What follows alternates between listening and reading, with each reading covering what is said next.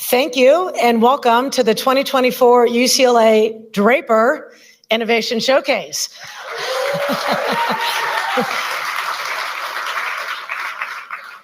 I'm Trish Halamanderas, the Executive Director at the Anderson Venture Accelerator. And right now we have you here, and we appreciate that. We also have a lot of people tonight on live stream. We also happen to know that we have a lot of people here from New York on live stream. So for you all, go Dodgers. We're going to bring that hometown spirit. We're going to win. And this rooting for the boys in blue is exactly the same rooting spirit that we want to bring to the 10 founders tonight as they pitch.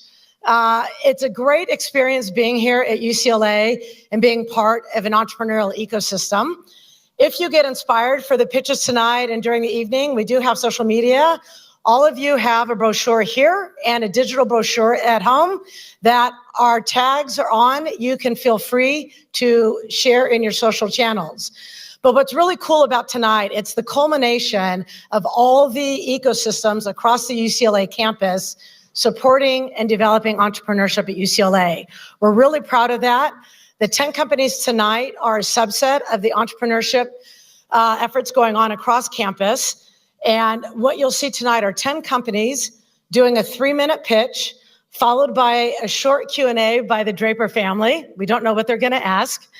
And then that will be followed by a panel on developing transformative leaders, which will be led by Julia Borstein, who is the senior technology and media reporter at CNBC, shared with esteemed UCLA alumni, Miss Val, otherwise known as Valerie Kondos Field, Yasu, Baron Davis, and from Google Cloud, Michael Jeter.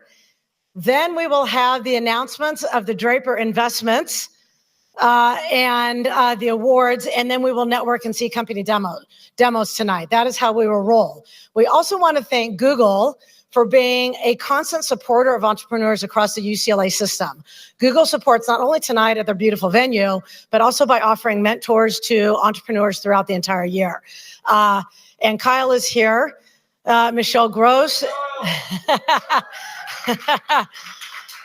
Anderson student, Google. Michelle Gross at home. Hey is also our day in, day out rep at Google, who is healing from surgery. So thank you very much for your constant humor and support. And then obviously to the Draper family, who we will talk to in a moment. Lastly, entrepreneurship is actually thriving at UCLA. It's huge, and we can actually support more founders if we had more support. So there's a QR code in your brochure to help us. If we had more help, we can help more founders and elevate this. Jesse will talk a little bit about making this a bigger event for UCLA founders. We wouldn't ask if we didn't need it, but we do. So please consider in your year-end donations giving to the accelerator, especially after what you see tonight. We hope you're inspired. But, why do you want to do that? Why do you care? We get the founders are awesome, but because a lot of us here are UCLA alumni, that UCLA builds champions. It's in our DNA. It's in everything we do. And you don't really have to listen to me explain that to you. Let me show you. UCLA! UCLA! Fight, fight, fight!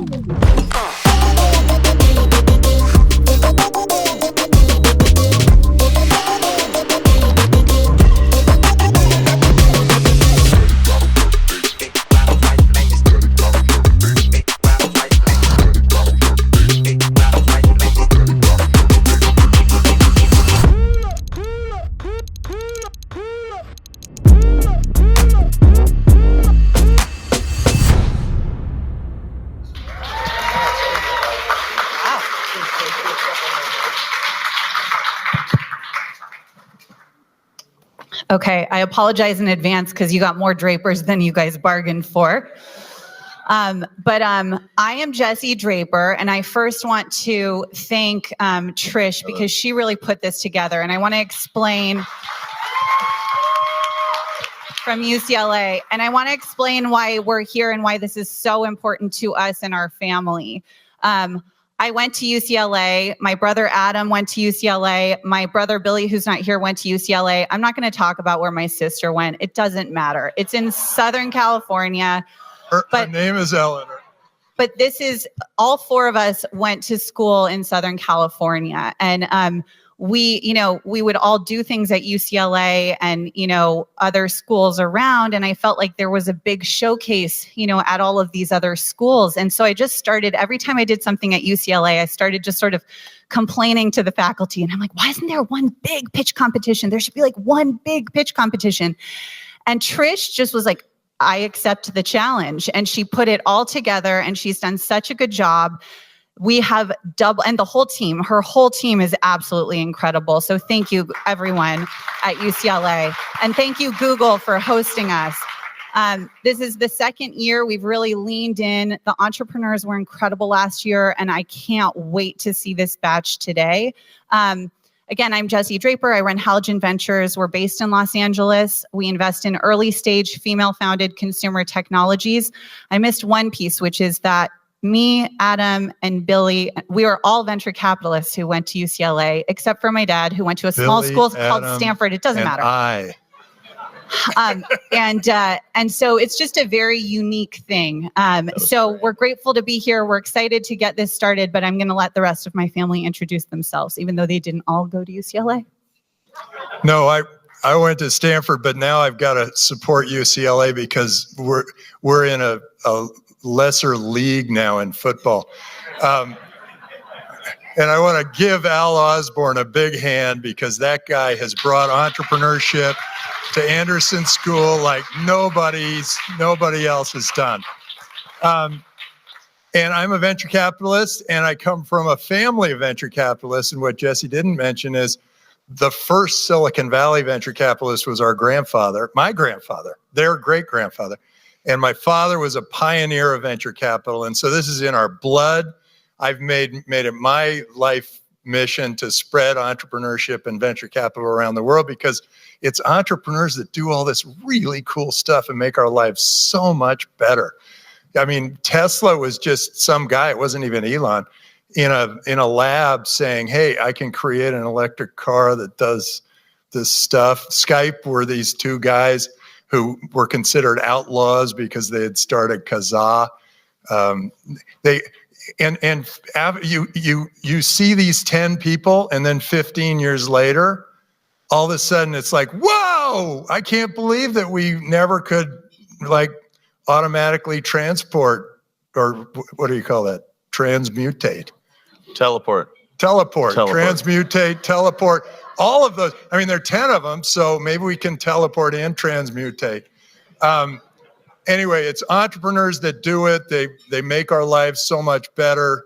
The clothes we wear, the shoes, in fact, these are new shoes, and they look formal, but they're Skechers and they're these slip-on things. Highly recommended. Not an ad. Some very cool entrepreneur. Bottom on the way. Came up with these, and so just know that whenever you see these guys and they're struggling, they make something happen. It's really extraordinary, and then of course, then they become as big as Elon and Zuckerberg and all that, and everybody wants to take them down. But they're struggling on the way up, and they're struggling when they're at the top. Just know these are extraordinary people doing extraordinary things. And so we support all of them. Go get them. And now I'll pass the mic to my lovely daughter, Eleanor. I actually have my own mic, but thank you. Hi, I am Elle. It's a rough family. My family. I apologize in advance. I don't know what's happening. I'm the youngest of the Draper siblings, and I did go to SC. So Don't say that might be a little controversial here, but I'm happy to be here supporting the world of entrepreneurs that come out of UCLA and support my sister and her big dreams and support just everyone who's here. I'm also an entrepreneur myself of a certain kind. I started a small retail business and I'm an investor, I'm a mother, and I'm excited. And but what she's wearing are her own scrunchies. But what shoes? Lemonelle. What shoes are you wearing? Oh, these are my shoes. These are from Nike. They're not as cool as the Skechers my dad's wearing, but Nike, also a great entrepreneur. Yeah. Shoe Dog, good book. Great book. I just want to say thank you for tolerating our family for like an hour and a half. I want to say thank you to Jesse for really pioneering this event for us, and Trish. So give them a round of applause. I really like the name Draper in lemon yellow. And tell me your name. Tell them your name, what you do. Oh yeah, my mom. Move it along. I once gave my best man speech to my brother, and my mom. I'm like starting my best man speech, and my mom's in the back going, "Who are you?" And so I always think about that when I'm on stage. I didn't need to tell that story, but my mom's over there, so I thought it was relevant. My name's Adam Draper. I'm the founder of Boost VC. In 5 of my first 20 investments became billion-dollar startups. We focus on pre-seed deep tech. I did 4 deals today, and we average about a deal a week. So that's, me. So thank you guys so much at UCLA. Google, I am going to send the rest of my family off the stage for a moment while I introduce the dean. Please leave. Please also, you can join, since it's the whole family. When your dad is on stage with you. You can like join. It still feels like I'm in 6th grade. I got to join this. No, I can't even listen. You can join Draper Nation. And you can get a passport, and it's free. Get online, join Draper Nation, get a passport, it's free. I'm so horrified. Thank you to my family for being so incredibly supportive. I want to say one thing. Can we get everyone to move up? If there's a name on the seat, it doesn't matter. They're late. So move on up. Come on up. Let's feel the energy. I want the entrepreneurs today to feel the energy. Don't be scared. Get up. Move forward. I see you. Come up here. Get closer. Good job. Good job. She's my business partner, though. She's supportive. Get up here, guys. Okay, so up next, I'm going to introduce the incredible dean of UCLA Anderson. And we have the old dean here too as well. So it's a very, very special night. So Dean, where are you? Beautiful man. So I asked Tony for some incredible fun facts. And he said, I'm like a whiskey connoisseur and I play hockey and I'm Canadian. So I'm going to introduce you to a Canadian dean, whiskey connoisseur who plays hockey. Please welcome the dean of the UCLA Anderson Business School, Tony Servando. Thank you. Thanks, Jesse. I unfortunately drank whiskey and played hockey at the same time sometimes, which is not a good thing. This is one of the events I mark off on my calendar early in the year. It's really one of my favorite events. Last year was extraordinary. I'm really looking forward to what we're going to see today. Before I say a few things, I want to thank the Draper family for your incredible support of this showcase and your support for our founders. Thank you very much. Also, thanks to Google for hosting this event again. This is just a perfect place for us to be gathering and hearing about wonderful innovation. The reason I love this program, this showcase, is it really brings together several different school priorities. As many of you know, we went through a comprehensive strategic plan a few years ago, and we had several aspirations. One was to elevate the public mission. And fundamentally, we think the solution to large societal problems are cross-disciplinary. You've got to have innovators who come from a variety of different places to come together to solve large challenges. And one of the things that we've been trying to do is grow an ecosystem across UCLA that's fundamentally cross-disciplinary. And as you'll see with the founders you're going to meet, also thinking about solving large societal problems. We want to be a catalyst in the Southern California innovation ecosystem. As Tim mentioned earlier, our entrepreneurship program goes back 50 years. We were one of the first schools to innovate with a deep entrepreneurship program. Trish showed you some of the data in that video. We've had extraordinary success as a school in developing new ventures, solving problems, and creating jobs. And the person most responsible for that is Al Osborne, whom I'm deeply grateful for. Thank you, Al.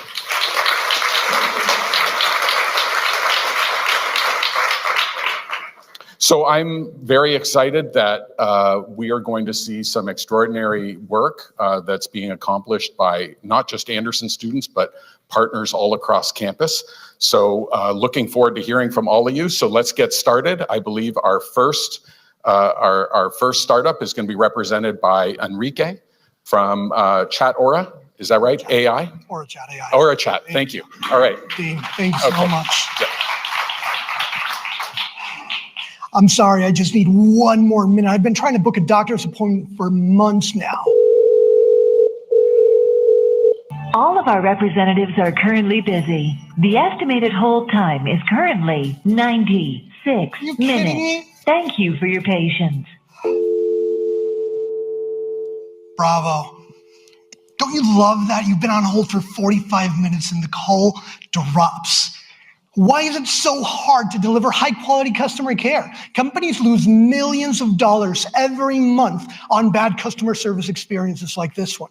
Well, it turns out it's extremely expensive. Between payroll, overhead, software, hardware, training, it adds up. And these are just some of the needs that aren't being met. That is, until today.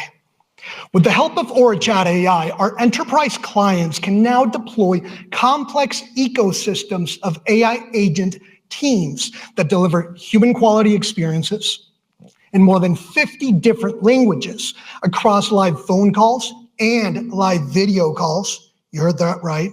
And they generate real-time data intelligence. You should stop by our booth later so you can check it out.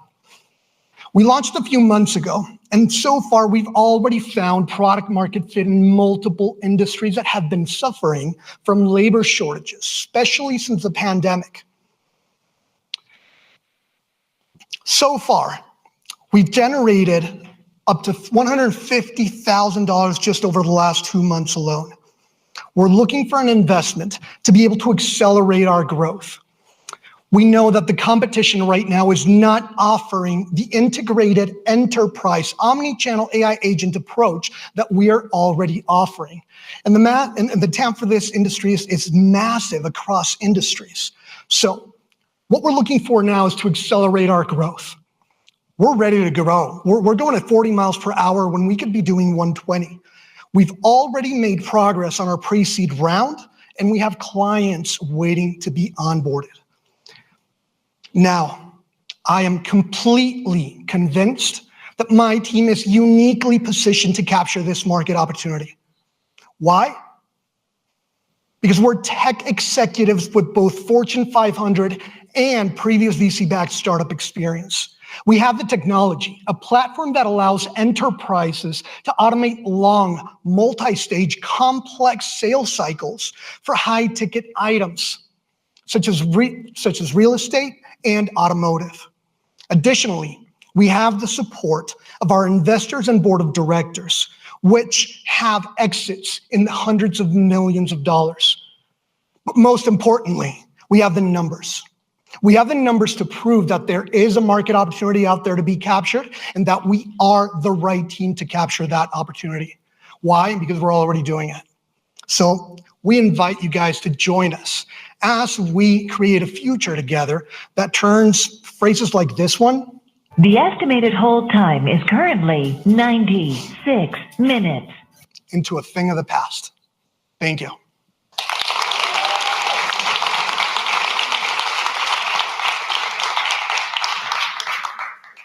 So you got 6 MBAs and 3 Harvard MBAs. That sounds like horrible chaos. That wasn't a question. The question I have is this just, first of all, isn't it going to be something that everyone will do, so it'll be easy to replicate? Lots of people are going to just jump on the ChatGPT train, put a customer support thing on top of it and make it happen. Why are you going to be the big winner here?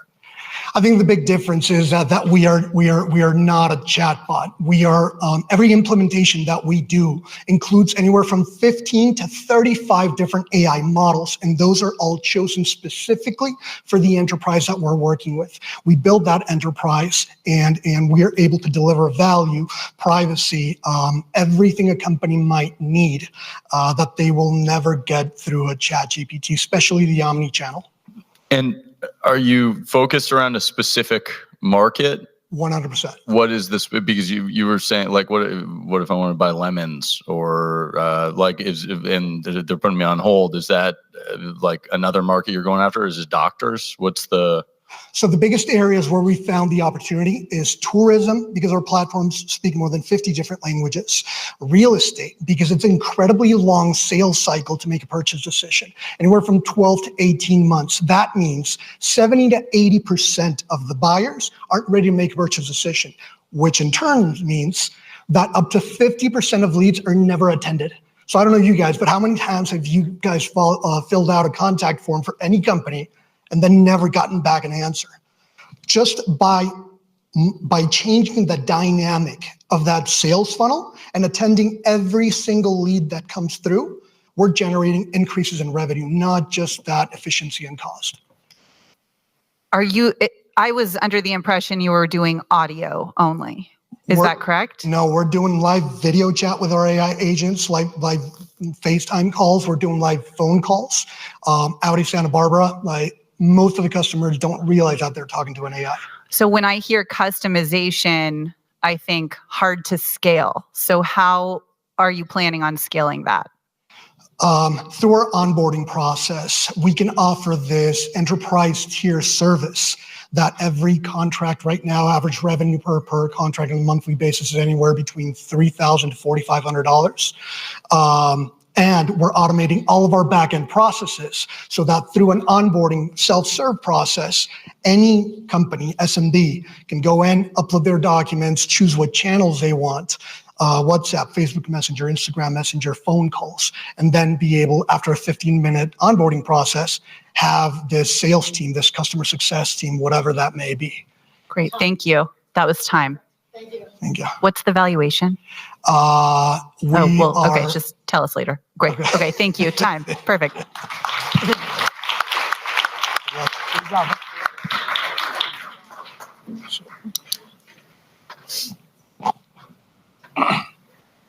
Everyone hear me clearly? Yes. Cool. 我在会说一整中文，我的朋友们都叫我 Malcolm. Et j'espère que vous nous aiderez à apporter le capital global au monde. I know you have no idea what I just said, most of you, because it was in French and a little Mandarin.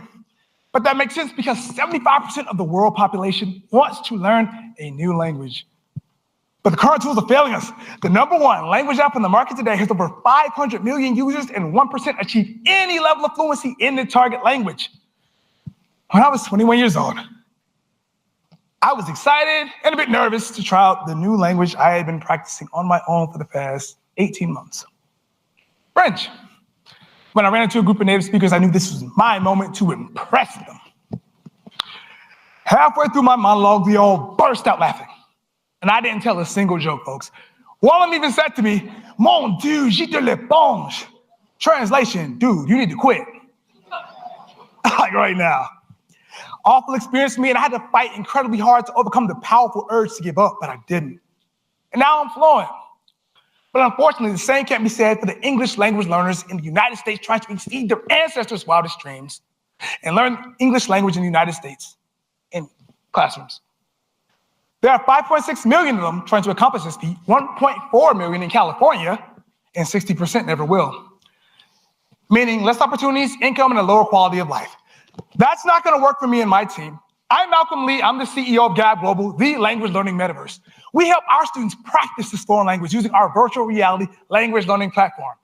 Our students interact in a virtual environment designed to dynamically adjust their lessons to give them individual feedback in real time. And we work across all platforms to make accessibility a non-issue. This is our Pocket Parent Tutor, a native speaker students can access anytime. Who's like their friend to help them with social skills, pronunciation, and the cultural nuances that you might miss. This is how we leverage natural language processing. If you're within 5% of the correct pronunciation, it turns green. Anything outside of that, the word turns red to ensure that you hit the mark perfectly every time you speak and you don't get laughed at like yours truly. Now, there are 35 companies out there teaching basic syntax, vocabulary. Some even have similar pronunciation tools, but none of them are designed to be fully immersive, and none of them are doing any learning of their own. We use data from our students, interact within the Gab Global platform, and dynamically adjust lessons to give each student exactly what they need, individually and in real time. So we're spending $52 billion a year on the e-learning languages online space, but we expect this to blossom to $337 billion by 2032. Our pricing is simple. We're charging $75 per student per month. This comes with full access to teachers, support, and 10 headsets so educators can implement Gab Labs in the individual classrooms. Right now, we found product market fit on a small scale with 53 independent schools making us their exclusive language learning provider, 703 schools on our waiting list ready to try the product for the spring 2025 school year, and now we've got $25,000 in monthly recurring revenue. We're laser focused on the English language population, but since Gab is for anyone, from anywhere who wants to learn any language for any reason, we're coming for everybody. But who's we? None other than a team of cutting-edge neuroscientists, linguists that went to schools like Carnegie Mellon and worked at places like Busu and sold it to Chegg, and are going to teach us the same outcome. All of us are coming together to create the most compelling and impactful language learning tool in the history of mankind, and yes, take down Duolingo. Here's how we plan to win in 2032. With independent schools using our product, we'll have the most complete linguistic, neurological, and behavioral data sets on the market today. Companies have to build their ad networks on top of our robust API, which is why we're raising $2 million. We can build out the full suite of VR experiences for all of our users, as well as find out repeatable customer acquisition costs with that 3-to-1 ratio. So, we've done some amazing programs since I've been accepted into UCLA, and I'm hoping to spread the message and the greatness of UCLA and stick with the message of Gab Global, which is passion and being compelling and impactful in your endeavors and exceeding your ancestors' wildest dreams. So I started with a statement in French. This is what I said. My name is Malcolm Lee, and I hope you help us bring the gift of Gab to the world. Thank you so much, Draper family. Thank you, Google. And thank you, everyone who heard me preach tonight. Salute.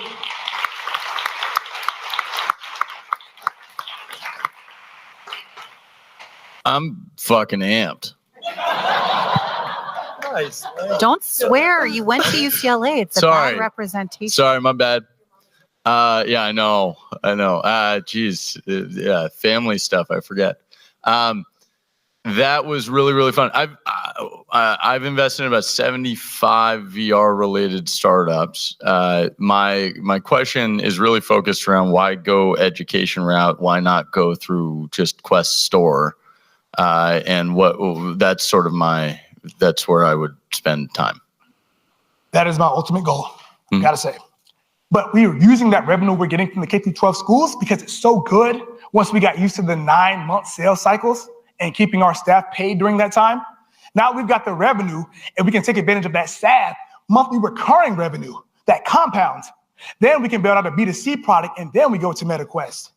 We have a play test for all the schools right now, but Meta charges fees for every month that you're using their product line. That's really not cost effective for us. What we want is to get enough people excited about our product, use my neuroscience degrees that I'm acquiring to prove the efficacy of our product line in the brain, not only just in the mind, but we're proving cortical thickness in the brain, and then take what the students have done on their AP exams and their biliteracy exams, and then say, yes, we are the top dog at teaching languages. Now let's go B2C with the methods that we've already patented. And it's going to be the Gab method that we patent. I'd love to choose someone in the audience who has a question. Everyone's involved here, guys. It's a pitch competition. No? You guys are right here. Yes, Sienna. So I want to hear a little bit, because you just touched on, forward-looking this. So what are some impact metrics that you're projecting when it comes to, is it cognitive, performance improvement? Are you looking to see like neurological changes in brains of people who are successfully learning languages through your program? Or what are some of these impact metrics you're talking about? I appreciate that question because it's very important. K-12 is mostly worried about test scores, let's be honest. But we've got them interested in motivation, engagement, and learning outcomes as a precursor to higher test scores. So my goal in every classroom is to improve motivation, engagement, and learning outcomes by 30%, as well as test scores by 15%.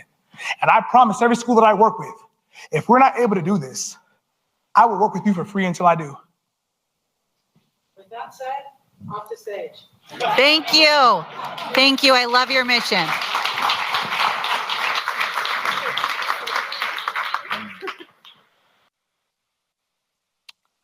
Hi, I'm Nathan Weiss with NC Squared Energy, and we're driving forward a clean energy future with our breakthrough catalyst solution.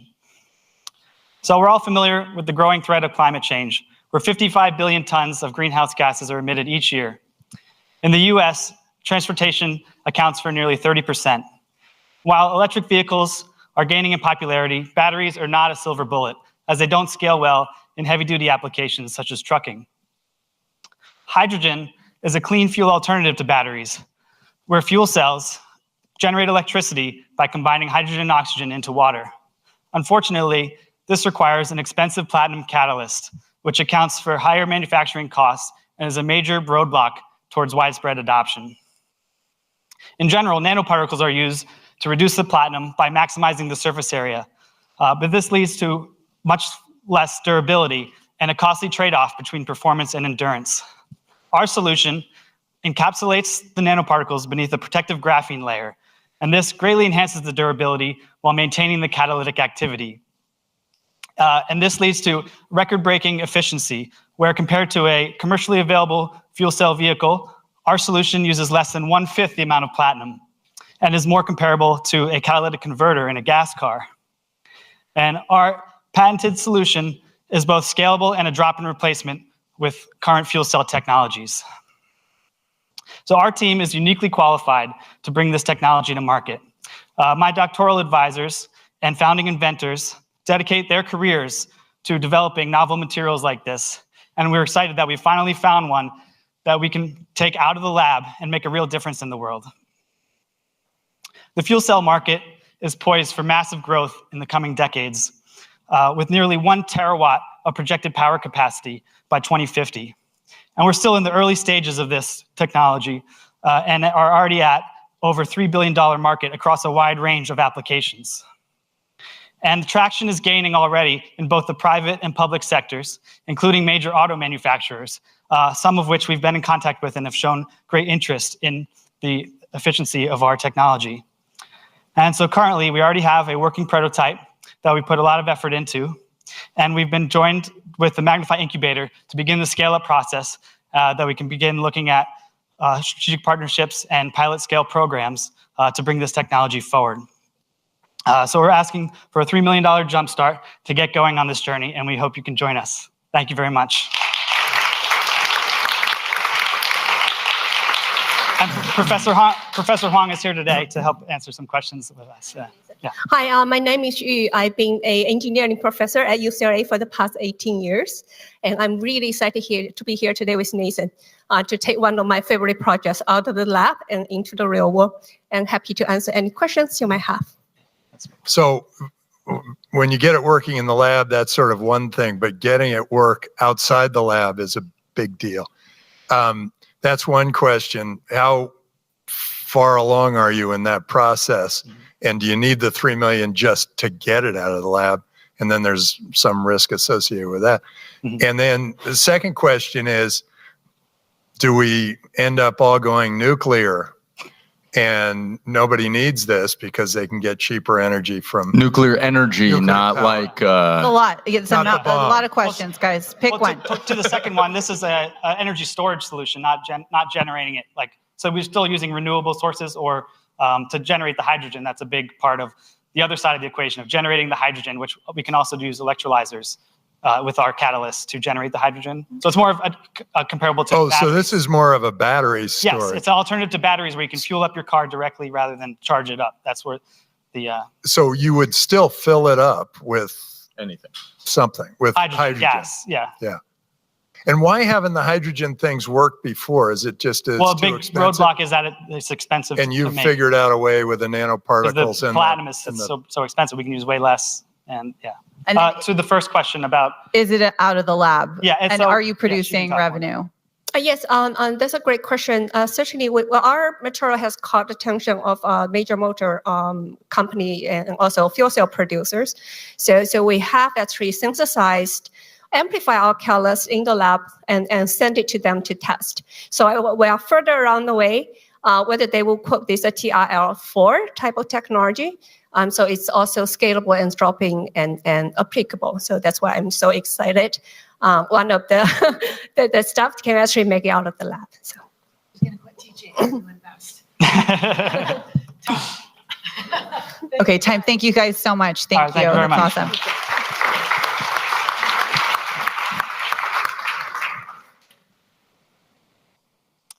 So good afternoon, everyone.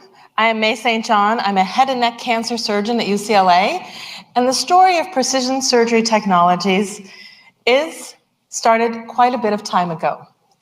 I was a young girl, and my grandfather was the village doctor in a small town.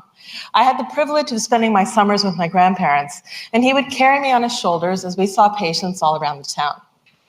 One afternoon, I remember seeing a woman who had a very large growth on her face. I asked my grandfather, "What is that growth?" And he said back to me, "That is cancer."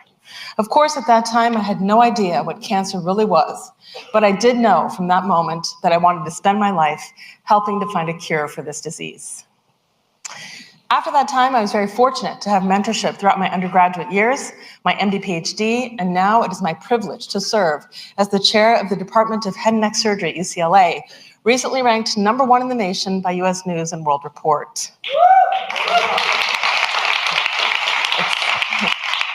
It's a team effort. It is not just me, but we're very proud. I then dedicated my life to working and helping patients with head and neck cancer. You see, head and neck cancer is the 6th most common cancer in the world, but it grows in areas that define us, on your face, in your tongue, in your throat. This is how you communicate, and I wanted to help these patients. About 8 years ago, a 32-year-old woman came into my office with her husband. They had gone all around the globe actually seeking opinions on how to treat her tongue cancer. They asked me 2 very important questions that day. Number 1, Dr. St. John, how much of my wife's tongue are you going to take? Because we do have small children at home. And number 2 was, Dr. St. John, when you come out of the operating room and tell me the surgery was successful, how will you in fact know that you have removed the entirety of the cancer? I knew the standard of care answers to give them, but this pushed me to think beyond what we were doing, beyond just using our fingertips to resect cancer. We know scientifically that if you don't cut around the cancer and get what is called negative margins, that you will leave cancer behind. And when we leave cancer behind, you see on this graph, it leads to a 90% mortality rate in these patients. But if I over-resect too much tongue, this will affect her quality of life and her speech. So what do we need? Shortly after I saw this patient, I thought to myself, what if there was a way for surgeons like myself, no matter what kind of cancer you're treating, head and neck, breast, or lung, to see cancer cells in the operating room? And that's exactly what we've built, dynamic optical contrast imaging. Dynamic optical contrast imaging is something that we have patented. We don't inject anything into patients. We use UV light, just like is in this room, and we can use it in the operating room. For me, it was very important to ensure that we were following the gold standard, histology, pathology. When we take a tumor out, the pathologist takes a look to make sure I've gotten it all. Histology, pathology. When we take a tumor out, the pathologist takes a look to make sure I've gotten it all. And now with DOSI, we can do that with 100% fiduciality in the operating room. We're fast in the order of seconds. It's label-free. I don't inject anything into the patients, and I can use it in the clinical field. We have used this now on over 200 patients at UCLA and are now expanding into breast and colon cancer. We have 100% sensitivity, almost 99% specificity, and it's important to note that intraoperative tumor imaging is not a part of the standard of care in the market. What we do now, we resect the tumor, we sample some tissue around it, and send it to pathology. Of course, this is prone to sampling error. Additionally, there's the cost of pathology fees, and the patient has to stay under anesthesia for at least an hour while the pathologists are checking the specimens. So let's take a look at the indicative market. Savings per patient, $10,400 we've calculated. Annual head and neck cancer surgeries in the United States. And if we extrapolate this to 1 million surgeries annually, globally, for cancer, over $10.4 billion. But truthfully, what is important to us is the lives that we save, because that is absolutely priceless in my dedication to these patients. We have been so fortunate to have over $10 million of funding from the NIH. We have been so fortunate to where we are today, and we are now asking for another $10 million to get enough ruggedized systems to move through the FDA process and bring this to patients. So I ask you to join me as we collaborate and create impact and shape the future for these patients. Thank you.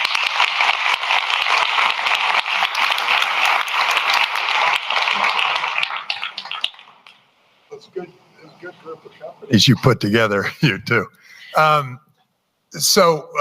Here, I had so many questions. One is... So does my family, so no problem. Go ahead. One is, you still have to get the margin of error around, even if you see the cancer, because something might have just jumped the bridge there. So that is a very good question. We are down to 70 microns in terms of what we can see, with one cancer cell being about 20 microns. So we're very close. One other thing in kind of working with engineers as a surgeon, and I do have an engineering background, is a lot of times in medicine, we want to do better.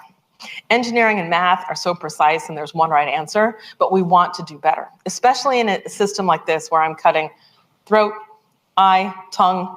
You don't want to take an extra centimeter if you don't have to, but you certainly don't want to leave cancer behind. And then the other thing is, you should become aware, I don't know if you are already, of a new technology that we've both seen, which is it oblates, rather than cutting with a knife, you oblate the molecules, and so that you can pull it out without all the blood. So I am familiar with radiofrequency ablation, and maybe that's what you're referring to, which can be used, for example, in thyroid nodules, but cannot be used in more aggressive tumors like the ones I'm describing. So yeah, these are different technologies that have different roles in the treatment of patients. Absolutely. So you have done 200 procedures using this? Yes, at UCLA. And what is, I mean, it sounds like it's working. What are you learning? What's not working? So far what is working is that we have 3 systems at UCLA, and we are able to examine the area. A lot of patients, you might know, come to UCLA because they have had care elsewhere in the community and things can recur, or they have had chemotherapy. So when they come, it's not always clear where the confines of the tumor are. There could be scar tissue around, for example. So by placing this, it guides us as to where the tumor is, and we can create our margins around it. We've validated this, of course, by then sending specimen to pathology and validating everything we do. So we want to ruggedize the system, move it beyond FDA, and deploy it on a larger scale. I just want to ask, how's the woman's tongue? Her tongue? Has the woman, she had surgery with me about 3 weeks later. And the way we reconstructed it was we do take some muscle lining from the forearm and replace that. And she's actually doing very well. Yeah, so. Awesome. Great. Thank you so much.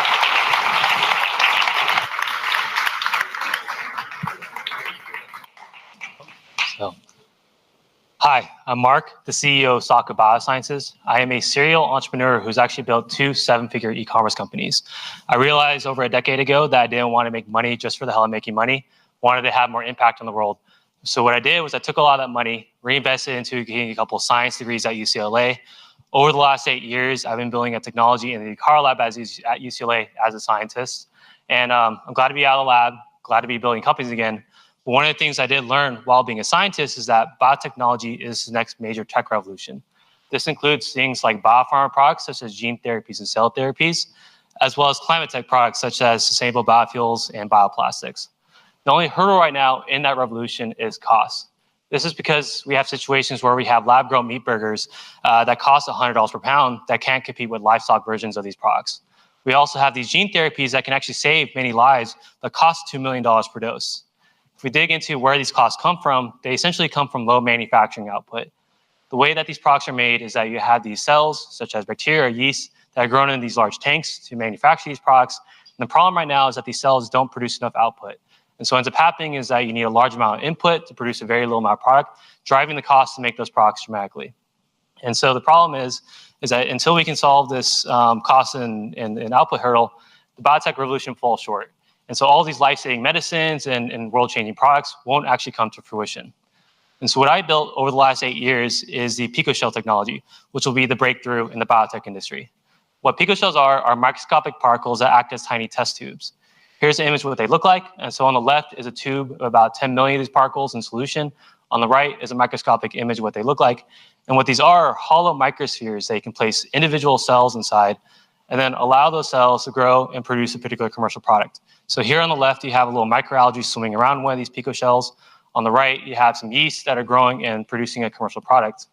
And the way that this will be used to increase manufacturing output is that you place individual cells into these picoshells, allow those cells to grow and produce the product that you want to look at, isolate the top 1 in a million producers, release those cells from the picoshells, and then scale them up in those manufacturing systems. And if each of those cells is producing more product, then the overall output of those manufacturing systems is going to go up dramatically, reducing the cost to get your end product to market. So if we compare ourselves to the rest of the industry, we can look through cells 100 times faster than everyone else. Here's a visual representation of what that looks like and how we compare to a couple of publicly traded companies. And so what picoshells will do is finally bring biotech to scale across many different industries, including medicines, industrial materials, and agricultural products. And so our business model is actually not to sell the picoshell technology, it's to make cell lines that are licensed out as products. And so what we use the picoshell technology to do is make a portfolio of cells, plant cells, insect cells, animal cells, bacteria, monkey cells that are licensed out to biotech companies, slashing the costs to get their products to market, making many more biotech companies profitable, and unlocking massive economic opportunity. Here's an example of what a cell pricing model looks like currently within the space. Most of the revenue that we'll generate will be from royalties on the end product. Most biological products make about $200 million plus annually. And so if we can get a 2% royalty on that, that's $4 million plus of passive income per product per year. This will give us multi-billion-dollar TAMs across many different markets throughout the biotech industry. We already have a wonderful amount of traction. And so in the past, we've worked with institutions like NASA. We currently have an overwhelming number of customers and government partners. We've already generated interest from some of the biggest players within the biotech industry. We also have a wonderful team that has a mixture of business and technical expertise that's actually well designed to execute on its vision. Thank you.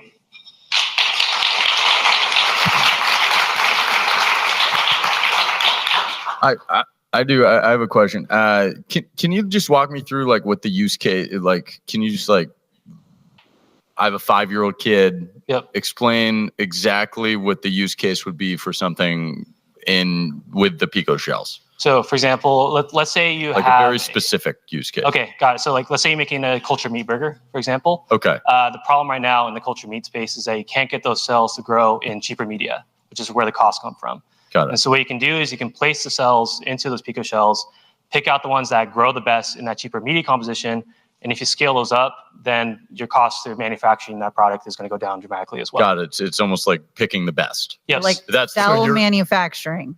Yep. So you're inside the cell, you're choosing inside the pico shell, you're choosing the one that grows the fastest. Or has the highest productivity or other phenotypes that people want to look at as well. And is that your specific technology, the ability to look inside the pico shell and pick the fastest? And so making the pico shell and finding a way to pick out the best ones. And so we have like a little machine that also picks out the top 1 in a million pico shells that has the highest producing cells as well. And then are you producing revenue? It sounds like you already have quite a few customers. We actually cannot produce revenue right now, and that's mainly because UCLA owns the IP, and so we can't generate revenue until we get that. UCLA. Okay. Hey, what's going on? Gotta work on Isn't there somebody who's there that can fix this? Okay, but we are working on a government contract worth, in the hundreds of thousands of dollars right now that I can't talk about. So, and then those customers do want to pay us revenue. We just can't take it right now. And what industry do you plan to start in? And so it's probably going to be in the ag bio space, specifically the protein space. And so there's this industry where you can actually make these like protein food additives. So for example, people are making like these artificial cheeses that you can actually have these proteins that contribute to the stringiness of that cheese. We're also interested in the kind of the cultured meat space as well. One of our first customers is Finless Foods, who's making a bluefin tuna product, where they take the cells from a tuna and scale them up in those large manufacturing tanks. Sorry, Time. but in June. Thank you. Okay. And UCLA needs to figure out the IP.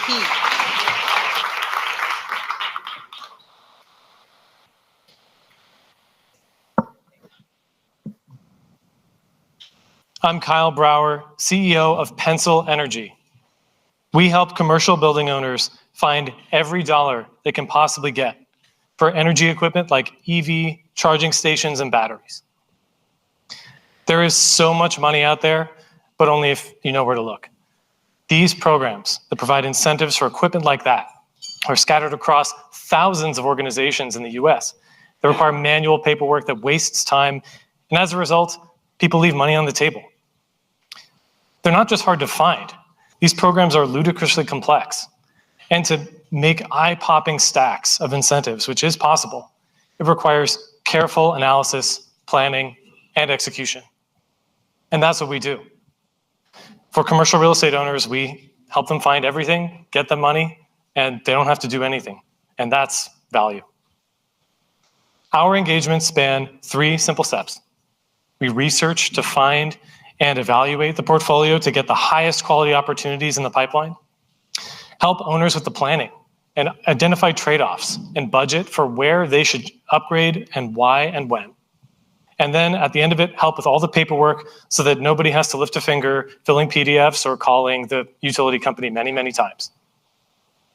We make money in 2 simple ways tailored to the needs of the commercial real estate industry, with flexible upfront fees and a commission on all the incentives that we get you without anything else upfront. In our backyard, there's tens of thousands of buildings that are ideal targets for these programs that do exist.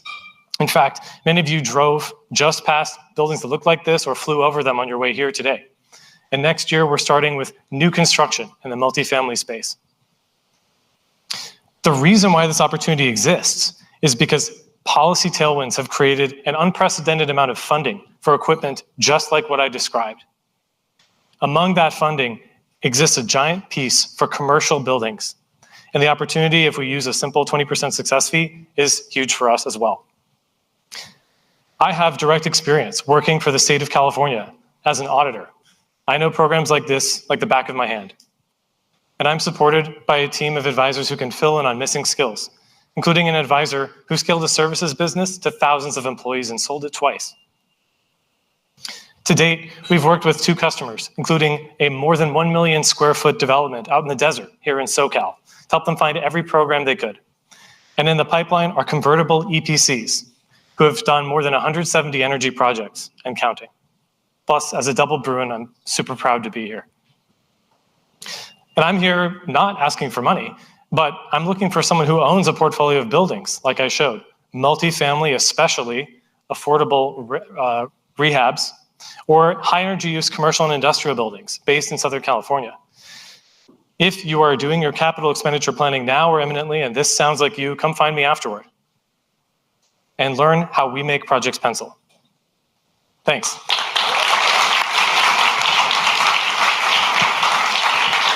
Well, if you're not looking for money, what's the point here? No, couple of things. What happens when government changes and all of a sudden all these projects and programs that you've identified are gone? Second thing, it is kind of a consulting job. Yeah. Isn't it easy to just knock off somebody does it for a little cheaper and then they go with them? So there's 2 questions in there. The first is on the changes. Through some back-end systems we created, we detected between 2 to 4% changes monthly of all these programs. That can include new eligibility requirements, changes in funding amounts, et cetera. In fact, when things change, we're more valuable because nobody wants to keep up with this stuff. So that's actually a boon. And when things happen at the state and federal governments that cause funding flows to change, being able to navigate that is a huge value. And the second is, what if someone just does it cheaper? Well, it takes a long time to get the policy experience and the energy industry experience that I've accumulated. And from that, we can build out all the remaining services that exist. So I think that there is a barrier to entry in terms of the domain understanding. Happy to talk to you more about that afterward. To tack onto his consulting question, that was my question as well. Do you have software that you're building that you can essentially change when these changes happen? Or is it just kind of a straight consulting business? So this is a pivot from a software company. We did build software to do exactly that. So I also bring experience having built products and leading a company to do this for residential. In the commercial space, there's other constraints that are too long to talk about now, but I'm happy to discuss that later. But at this point, we're services only. Okay, final question. In VC, we say ABR, always be raising. So have you changed your decision on that? Yes, I'm not raising right now. You're not raising right now. That's correct. Okay. Well, good luck with this. Thanks.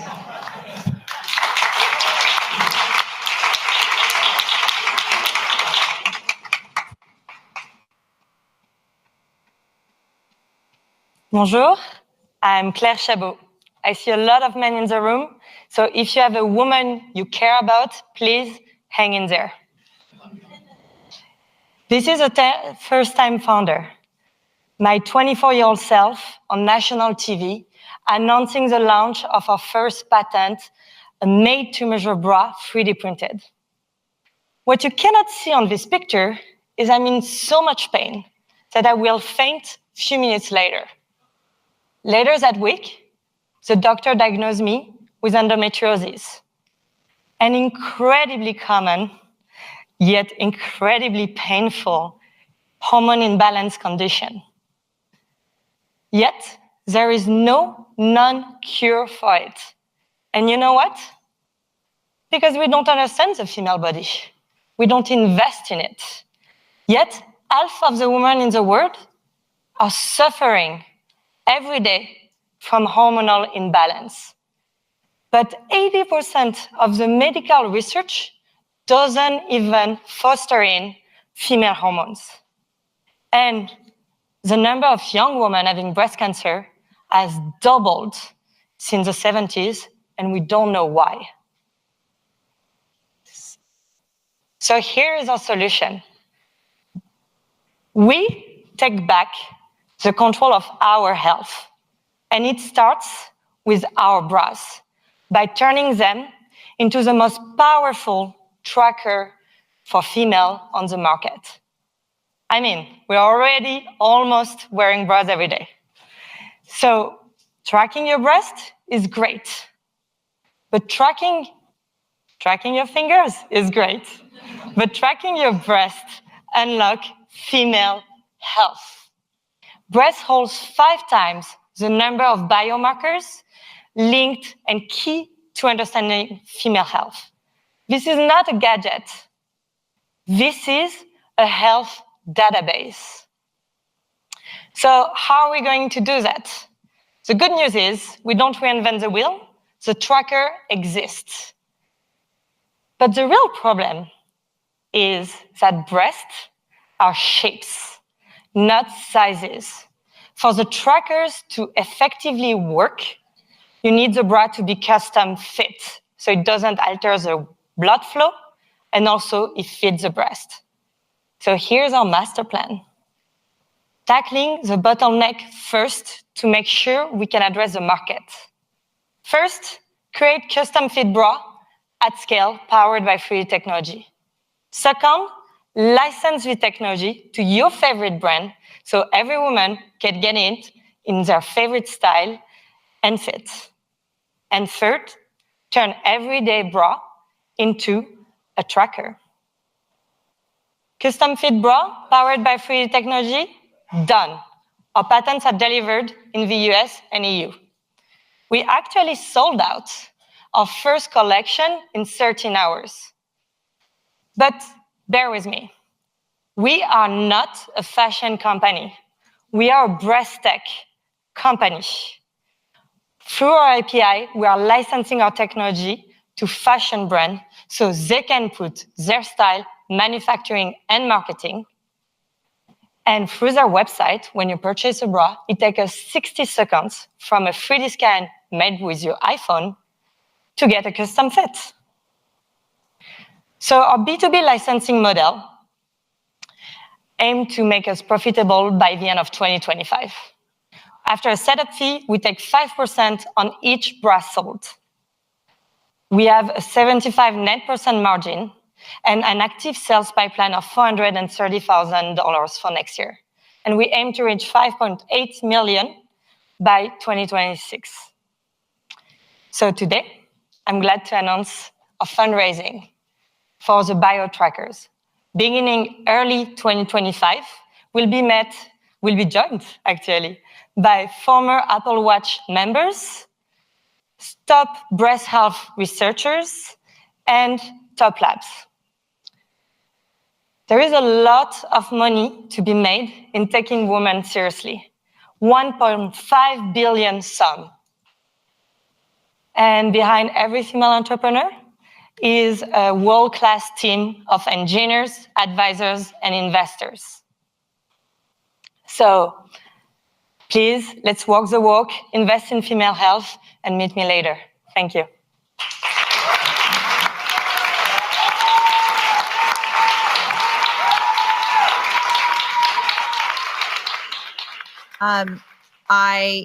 You had me at 3D printed bras. I have boobs and I have endometriosis and hormones and all the things. I'm just so excited. Okay. I have a lot of questions though. You're saying one, you're licensing to fashion brands. So we have a $1 billion bra company called Third Love. So would you license your technology to them? One, how would that work? And then two, I think I don't understand how you're going to track the hormones with this magical bra. Yeah. Thank you. It's why it wasn't in the slides, so I can dive into this. So Third Love is actually pretty advanced. So let's take, for example, Calvin Klein, who doesn't have a lot of innovation in the fitting. Lingerie market has evolved since COVID. Women stopped wearing bras, everything is online, and they lost a lot of money on returns. So our market entry is a custom fit bra. So we update their bra model, and through their website, the customer is going to buy a custom fit bra and take a 3D scan. Then we just send one bra with the exact size to the customer. So this is basically on the design side where we take the measurements of the bra and we integrate it in our API. And then how are you tracking the hormones? Yes. So we are focused right now on 3 hormones: estrogen, progesterone, and cortisol. So it's going to be through trackers that already exist, through sweat and heat. And that's in the bra? It's going to be in the cup of the bra because our technology is really well made to custom fit the cup to each customer. And do you have a prototype? You are producing these? We have the custom fit bra in prototype, and the trackers, it's why we're fundraising. We already identify and source them, but we need to work on how we place them in the bra and build the data tracking system. Great. Anyone else? Anyone? Okay. This is awesome. Time. Yeah, time, sorry. Does it, during the course of a month, does it get less comfortable and more comfortable? And have you adjusted to the movement? You know how a breast works. I'm impressed. I've got them, but they're different. Okay, so basically, the way, it's a really good question. The way we structure it is we have a 3D printed under wires that follow the breast roots and that allow basically to tense the fabric independently of the volume gain during the menstrual cycle. Thank you very much. Okay.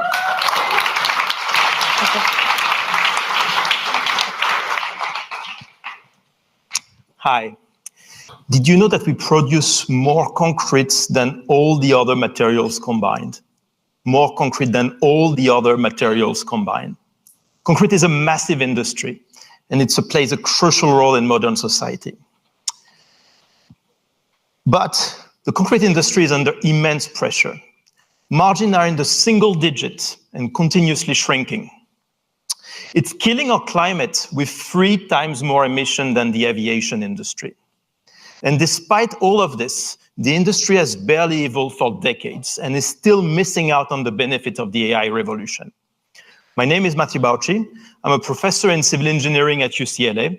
And after 10 years of research, we found a solution to those 3 problems.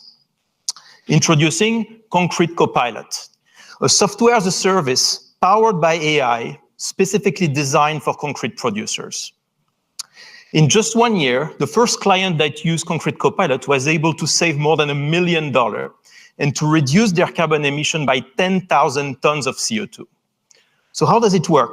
And how does it generate those savings? Well, producing concrete is like baking a cake. You need to mix some raw ingredients together with precisely the right proportions. But there is no one-size-fits-all recipe for concrete.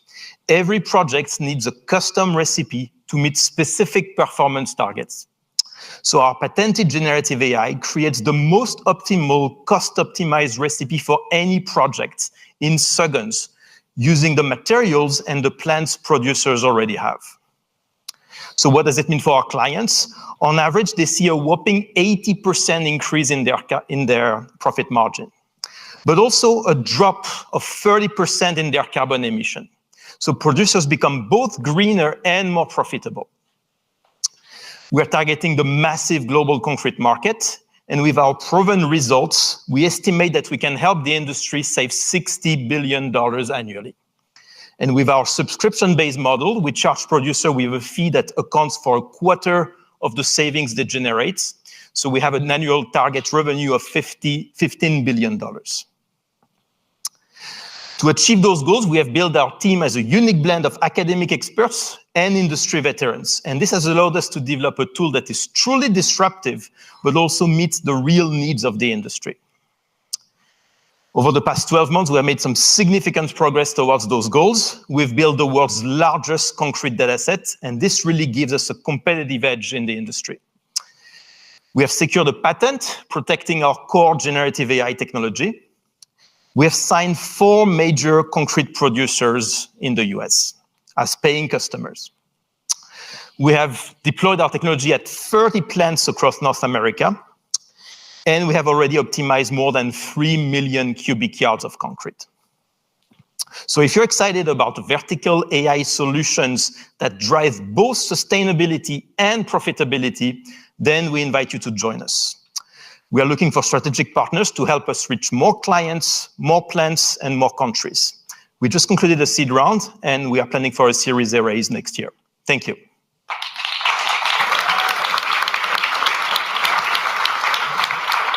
Is this a dynamic thing where, I mean, I would think you set it and leave it. You have a recipe, you figure out the best recipe, you do it one time, and then you set and leave it.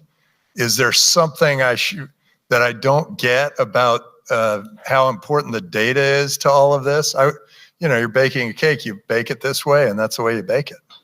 Yes, it's like baking a cake, but except the ingredients that you have access to keep changing. There's materials that used to be available that are not. We are running out of sand in the world, for example. And then there's new materials that becomes available. And then what used to be optimal yesterday might not be optimal tomorrow. The price of those materials keeps changing. So we constantly need to adapt those recipes to adapt to those changes. How do you think about climate when you are making these different formulations? This is the core of what we do, although our customers care about saving money. But the good news is that in concrete, the most expensive ingredient is the cement, and that's also the most carbon intensive. So whenever we reduce the cost of concrete, we also reduce its carbon emissions. So the savings and the sustainability really go hand in hand in this case. What's an insight on concrete? Like, what makes the best concrete that we wouldn't expect? Like, is it lemons or? It's not lemons, Adam. It's not lemons. Like what? Maybe I'm wrong. What is it? I saw something with nanotech. Just let him answer or let him move on. Nanotech into concrete. What's like a key insight that you've learned while gathering the biggest data set? I'm like, you're the biggest data set in the world of concrete. I want to learn an insight. Yeah, so I mean, one thing that's interesting is that 80% of the volume of concrete is just made of rocks. And just tuning really the size of those rocks, like the amount of sand that you are using, the limestone that you are using, That's very simple, and yet it's very powerful, because that's how you can make your concrete become stronger, or make it as strong as before but less expensive. So people always think that what matters in concrete is the cement, that's the glue, but actually I would argue it's the stone it's made of. See, we just learned something. Yep.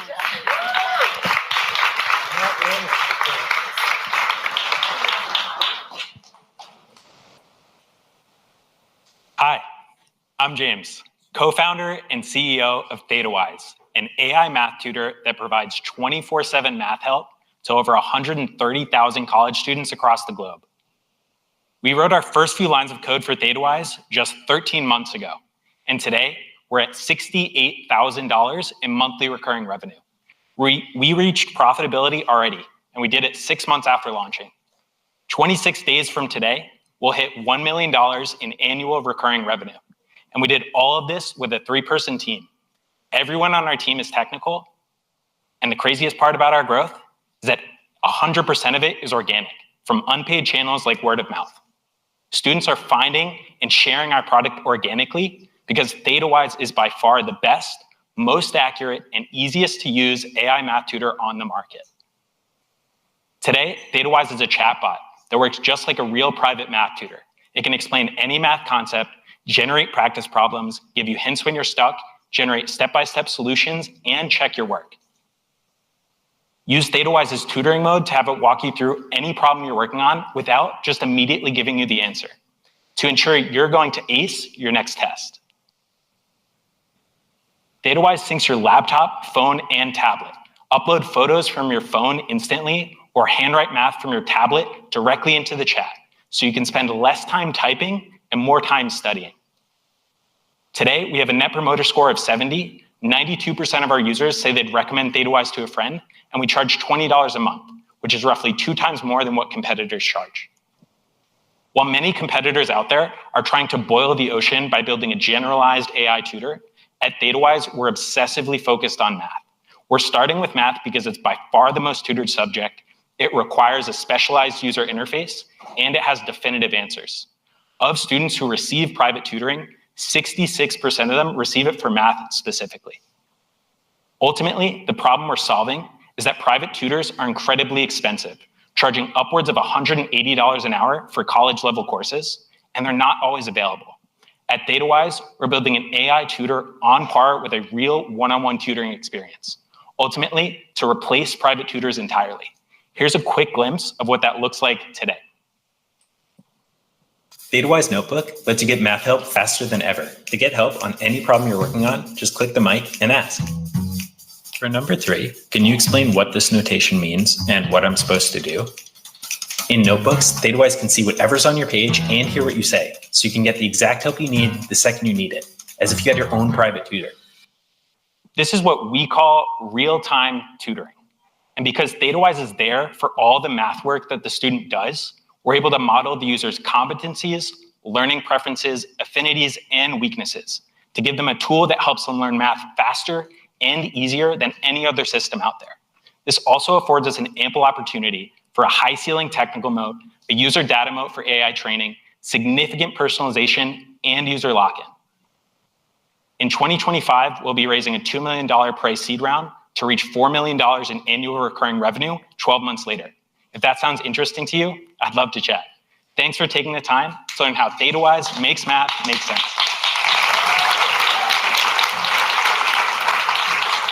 So are the students buying this so that they can get their homework done quickly and get it off their chest? Or are they buying it and learning math? Short answer, it's the first to start. That's actually what becomes really important. Most users, what they do is they want the answer initially, and then they actually work off of that answer to understand the concepts. What actually provides durable value here to the end user is, one, right now the most important thing is actually answer accuracy, so making sure that the answer is right for math. That's one of the big advantages we have right now by specializing.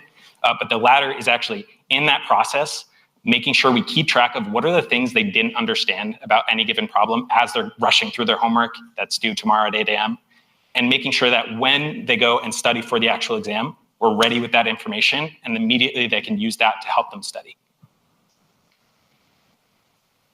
What gives you sort of okay? At some point, a bunch of these AI systems are going to be equivalently good at doing this. What's your long-term vision for what you're doing? Yeah, that's exactly right. So answer generation is going to get commoditized over time as foundational models, their intelligence improves. It's really going to, succinctly get commoditized. What matters here is actually the modality in which you're interacting with the student through. For example, real time, where you're actually looking over their shoulder as they're doing something.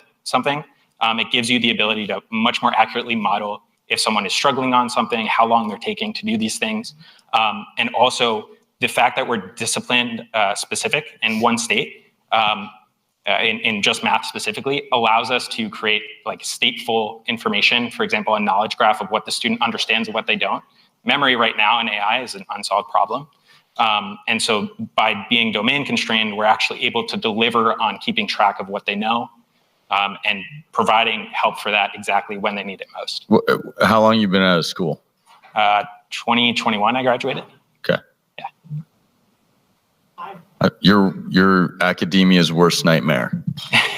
The foundation models are going to be doing that themselves, and we're keeping track of what that information is to help them learn it eventually when they need to. Thank you.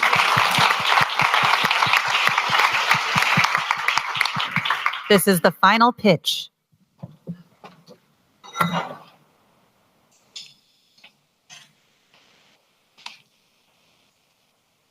As a first-generation Mexican-American woman, it is truly an honor to stand before you today.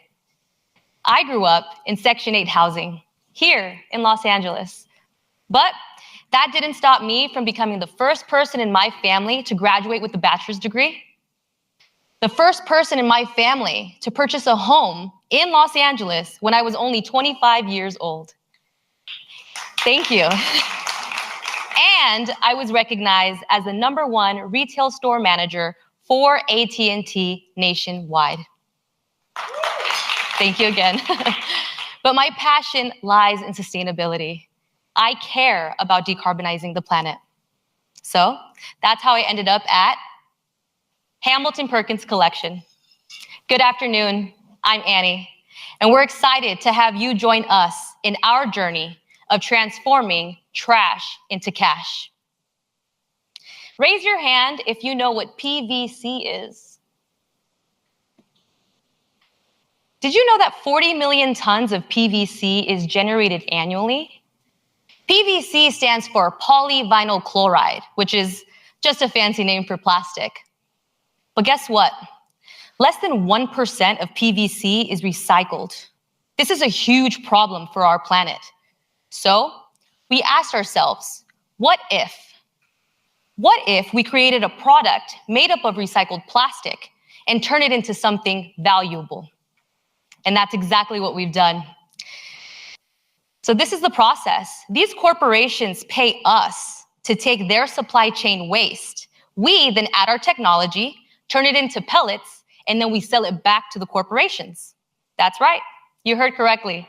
We don't just get paid once, we get paid twice. We use chemistry and biology to be able to support us in our technology. So first, we do a chemical oxidation, then we create an organic acid, and then we do a bacterial integration to give us an enzyme, which then gives us our final product of pelletization. Once we turn the waste into pellets, we can then turn it into yarn. And this is where you want to pay attention. We can sell the pellets and yarn anywhere between $4,000 to $11,000 a ton. There's a huge profit margin, but not only that, we will be supporting these corporations and getting one step closer to meeting their net zero targets, and together we can decarbonize our planet. We're the best team to do this because we've already generated $1.4 million in revenue. We have 20 clients, and all of this was generated without any outside funding. That wasn't until Pharrell Williams decided to invest in us, as well as Techstars, and we're hoping that after today, we'll be able to add the Draper family to our slide. We have over 75 years worth of product, chemistry, and biology. So we're the perfect team to be able to get this mission accomplished. The possibilities are endless. We plan to generate 100 million in partnership revenue by 2029, 500 million in white label revenue by 2031, and 1.5 billion in consumer revenue by 2039. Our market size is huge. The possibilities are endless. We have a $750 billion market in textiles, but what we're focusing on is the $4 billion in recycled polymer. We're raising $1 million. We just recently signed an NDA with the very prestigious LVMH, and we plan to start a pilot with them soon. That's what the 1 million will support us with. It will also support us with setting up a lab, as well as securing 3 new partnerships. And by the way, my founder, Hamilton, is here, and he will be able to assist us with any questions. And we're hoping that with this, we'll be able to transform trash into cash. Thank you.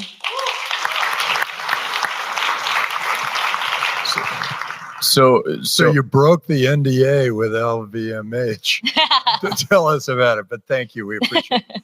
Go ahead. So I have my like PVC tube, lemon launcher, potato launcher, and then how does it get broken down in order to what's the lemon launcher? What's this cyclical, like you drew it, but I'm assuming there's a refining process that I just don't. I think is it. Oh, it's acid. Yeah, we could start with like just picture a billboard, like PVC vinyl and a billboard. It comes into our hands. Then we use a pre-treatment process, and essentially the hard part of PVC is the chlorine, the chloride. So we're basically using an oxide and a zinc formula to break it down into an intermediate. That intermediate is then the precursor to the tunable product. And that's what you saw on that slide where you see it turning into a pellet or you see it turning into a yarn. So our first KPI for end of year is like 1 gram of acid. We're also in the Los Angeles Clean Tech Incubator here in LA. So yeah, clap it up. We ended up putting our deposit down. So we look to hit that milestone by end of year.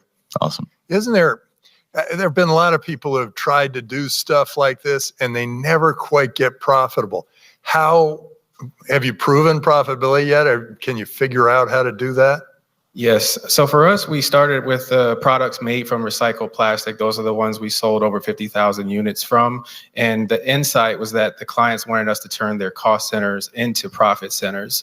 And the way that we do that is they pay us to take their waste stream. So that's one revenue channel. The second revenue channel is the pre-treatment, the acid and pellets. So we're kind of subsidizing that kind of cost of goods sold by adding another revenue channel that a lot of the competition does not have. And so taking the garbage makes you money, and then processing it, you lose a little.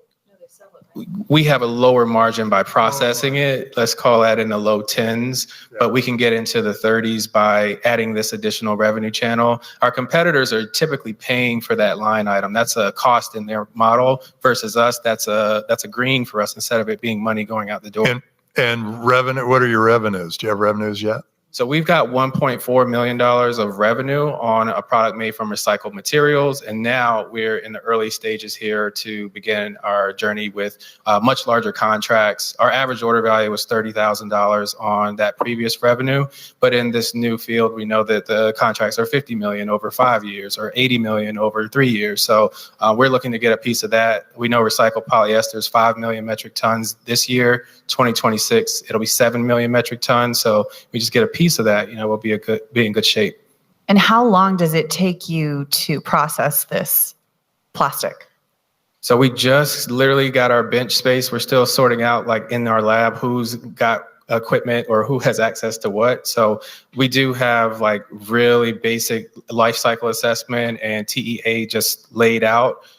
Some of the reactions can take, a couple of hours. Some of them can be expedited.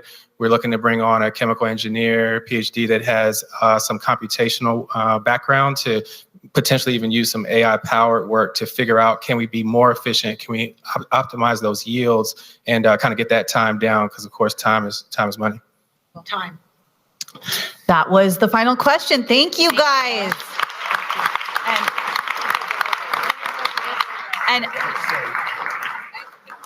Ooh, we could get the are we supposed to interview? You guys, audience want to cheer as I say different names, and we'll just see how loud the cheers are. We're going to do a QR code. Olaf. Yeah, just a second. Yes, perfect. Much more. We have a voting mechanism.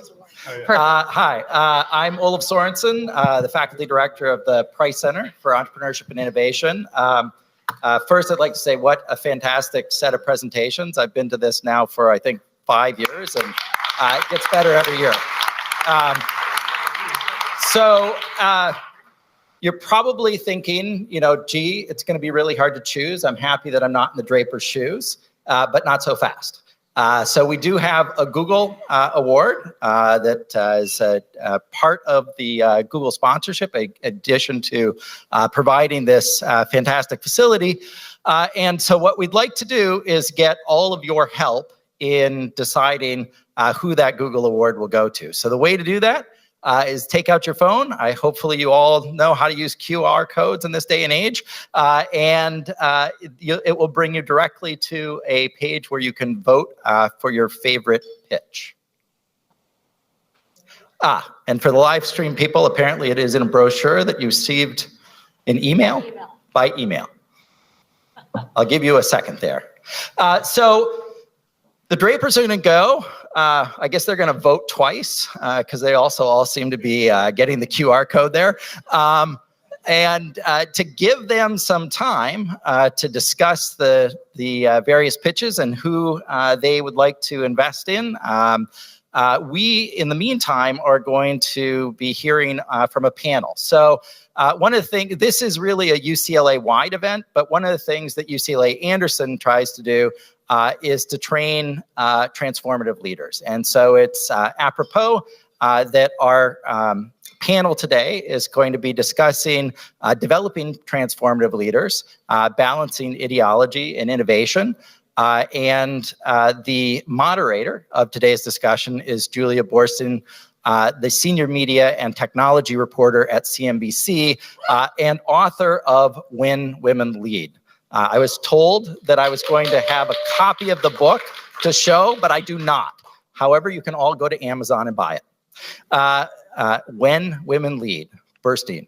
Okay, and she is also the creator of CNBC's Disruptor 50. So with that, welcome Julia and our panel to the stage.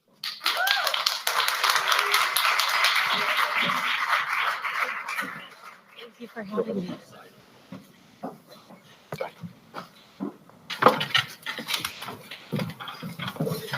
It was so exciting to see those pitches. I'm very inspired. And I'm honored to be here. I'm a big fan of the Draper family. Jesse is a dear friend and has been a great supporter of my book, When Women Lead. So I'm just grateful.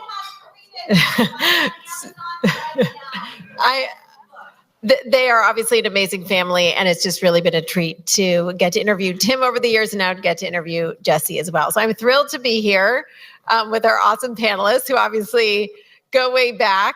And I just want to get a chance to introduce everyone. Hi, Baron. Hi. Baron Davis, former Bruin, most importantly. Right.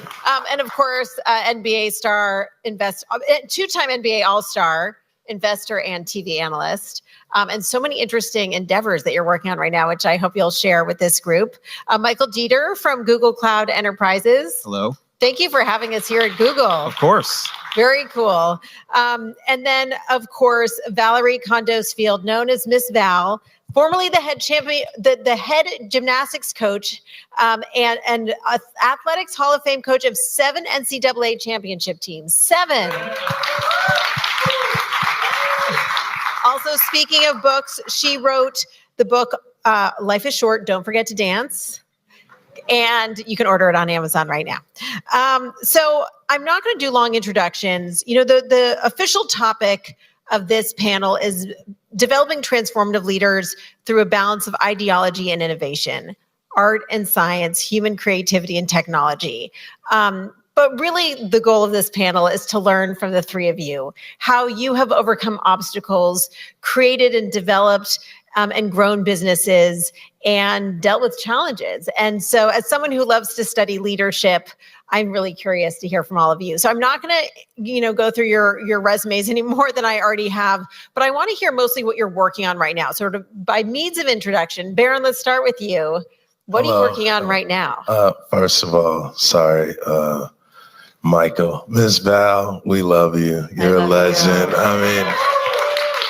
I think this is Wow. And Al, I think this is the first time I've ever seen you without. I know the big beard. Yeah. My hair is falling out and at the top and on the side. I'm super happy to be here. I see a lot of Bruin legends. Dr. Osborne, there he is, my guy. As a Bruin, I am super excited. I love UCLA. I'm working on a platform that we have labeled BRIE, like the cheese. So business relationship intelligence engine. And the goal is to create, a AI ecosystem where your CRM actually works for you. And so business and what does that mean? Your CRM works for you. So looking at, one, these laminates, you still have to exchange contact. And so for us, we've actually built an intelligence that gamifies who you are, who do you want to be.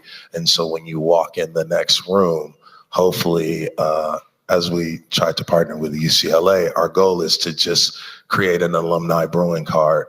Right. And so how can we keep alumni active in the various departments, sports scheduling, and also now with NIL, an opportunity to see what are our student athletes doing, but also like what kind of classes and information that we would want to exchange. So we built our own, what we call brief cards. And so that's the filter or the funnel. And so they operate similar to a credit card. But really, it's supposed to say, hey, after this panel, I want to give these people my number. I want to give these people my business card. And so it's really an opportunity to learn your intelligence, create scheduling, and bring bring this UCLA ecosystem, under one CRM network where we can all start to mobilize, help raise funds for, the venture program, NIL, but, all student athletes. And so, information is key, and we feel like if we can protect that information and share that information in the mechanism of our intelligence in a card, then UCLA would be a better place. And that's such a perfect example of sort of using technology to unlock human capital. What inspired you to found that? I meet a lot of really, really cool people. And some people say I'm like a cloud of dust. I just like come and go. And so I needed to have a better way of managing my CRM. And so now with Big, the goal was, I know all these great people, innovators, leaders. I want to interview them on my podcast so I can become smarter. And so that's kind of how this intelligence happened. Can we be your ticket? Can we be your key of information? Right? And can we be your exchange of contact? Right? So LinkedIn doesn't work, like all of these different platforms work and don't work. Can we build central intelligence where my business card is actually a promotion of who I am and also leads you back to where I want you to go? Fantastic. So Michael, what does it mean to run a big division of Google Cloud? What do you actually do every day? This is my question I always wonder as a journalist, like what do people spend their time doing? A lot of emails, a lot of phone calls. What is your job? Explain it to us. That's a great question because I was actually talking to someone earlier today. So 2 of my sisters are doctors, and I have another one that works for Genentech and another one that's a professor. And my dad always asks me, but what do you do? Like I have doctors and folks over here, but I still don't understand what you do. Do you sell phones? Do you sell technology? And I sell the cloud. And he's like, what is the cloud? So what I do every single day is we truly enable companies to transform. And at a very, very basic level. Yes, we provide the platform by which very large organizations run and operate their businesses. But in essence, the reason why they come to Google is to help them transform. So, when I was talking about, transformative leaders and balancing ideology and innovation, a big part of my job is motivating my team and providing them guidance and direction on how to overachieve quota and how to drive a high level of performance. And it really comes down to kind of the art of selling and the science of selling. And I'll kind of explain that just really, really quickly. The art of selling is that gut feeling you feel when you know something and you know a deal is going to happen, right? You feel it deep down inside. There's a ton of momentum and you're like, oh, the deal's it's imminent. It's about to happen. But the science of selling gives you the metrics and the reason behind why it's actually happening. So a lot of salespeople early on in their career, I've been selling for over 26, 27 years, been in leadership over 15. I had no idea for a long part of my career why I was successful, and I couldn't articulate it. Better yet, I couldn't teach it and replicate it. So what I did was, I went to an organization, a startup at the time, known as App Dynamics. They were purchased by Cisco, and they were laser focused on the science of selling, really providing quantifiable metrics to define when certain events, buying decisions happened and occurred. And again, the reason why it was good for me is because now I could turn around to my leaders and teach it to them. So that's where we're focused on right now. We're in Q4, so it's a little bit crazy right now, but things are going well. What about combining that human intuition with the technology-driven data, and also your job as a leader to motivate everyone who works with you to be able to embrace all those things and really unlock that potential? For sure. So Ms. Val, if that's what we should call you, Valerie, what are you working on right now? Your book was incredibly inspirational. Thank you. You have had this phenomenal track record. And how are you spending your time now? I love life, and every time I see the word innovation up there, well, first of all, I feel like the total outlier here. Okay, because what all y'all do, I really have no clue. And you mentioned something about gut reaction. I'm like, yeah, I know that. And then relationships and culture. Yes, I know that. Okay, that's all I know. I was a ballerina that came to UCLA in 1982 as the dance coach for the gymnastics team. And they asked me to be the head coach. And I said, do you know that I don't know the first thing about gymnastics? Like, I cannot do a cartwheel. I've never done a cartwheel. And the athletic director said, I trust you'll figure it out. I was like, oh, okay. So talking about innovation, I figured it out. And the only way I kind of fit in here is that I had to ask 1,000 questions. I had to ask 100 questions a day, and I had to fail a lot and then apologize a lot and keep going back. And through that is how we developed the culture that became UCLA Gymnastics. And it's through the culture with how we won. And Coach Wooden would say, you can't win without talent. Thank you, UCLA, we can recruit talent. But it was the culture combined with that. What am I doing now? I retired in 2019, and I'm teaching a master's course on leadership, transformative coaching and leadership at UCLA. And I'm doing, would you be a guest? Done. Okay. Easy. Getting stuff done, so efficient. Al, you're going too. And I do a lot of speaking, but it's really what I love to study. And like you said, is leadership. I just love it. It's all I read all day long. I study, I watch, I listen. It's like I was trying to understand what they were talking about, but it was really about how are they leading. And what's so interesting about your background is you probably were a better coach because you didn't come from gymnastics. Tell me a little bit about that. There's a lot of research about the value of a fresh perspective or someone who doesn't come from inside an institution that has a set way of doing things. It's like you had a startup mentality. Mm-hmm. Tell me a little bit about why you, other than failing a lot, were able to become so successful in your role. That's a really great question. I've had 6 of my former student athletes say at different times, Miss Val, you were the original Ted Lasso. And I was like, I'm going to take that as a compliment. Much more fashionable. Thank you. What was the question? Oh, wait, so why do you think you were able to be so successful? Oh, I had the gentleman who wrote my book, my ghostwriter, said to me, one of the reasons I was successful is I was able to come to the gym every day with fresh eyes. I've never been on the balance beam. That's a lie. I got up on the beam one time and it's friggin' scary and I never got up there again. But I was able to come with these fresh ideas, and that is truly, and I'm not just kind of boasting right now, bragging, but UCLA Gymnastics became a global brand. And it's not because of the X's and O's and the drills and the skills. It's because of what I brought to the table as a dancer, performing artist, and all that through this beautiful sport of gymnastics. And it was through, as you just said, bringing that innovation every single day. And do you think having an outsider mentality enabled you to take a fresh look at the way things should have been done, but maybe people never thought to do them that way before? 100%. 15 years ago, I was realizing that our student athletes were lying to me about why they weren't coming to the gym. They had a migraine, they had their aunt died, their whatever. And I'm like, I'm just not believing this.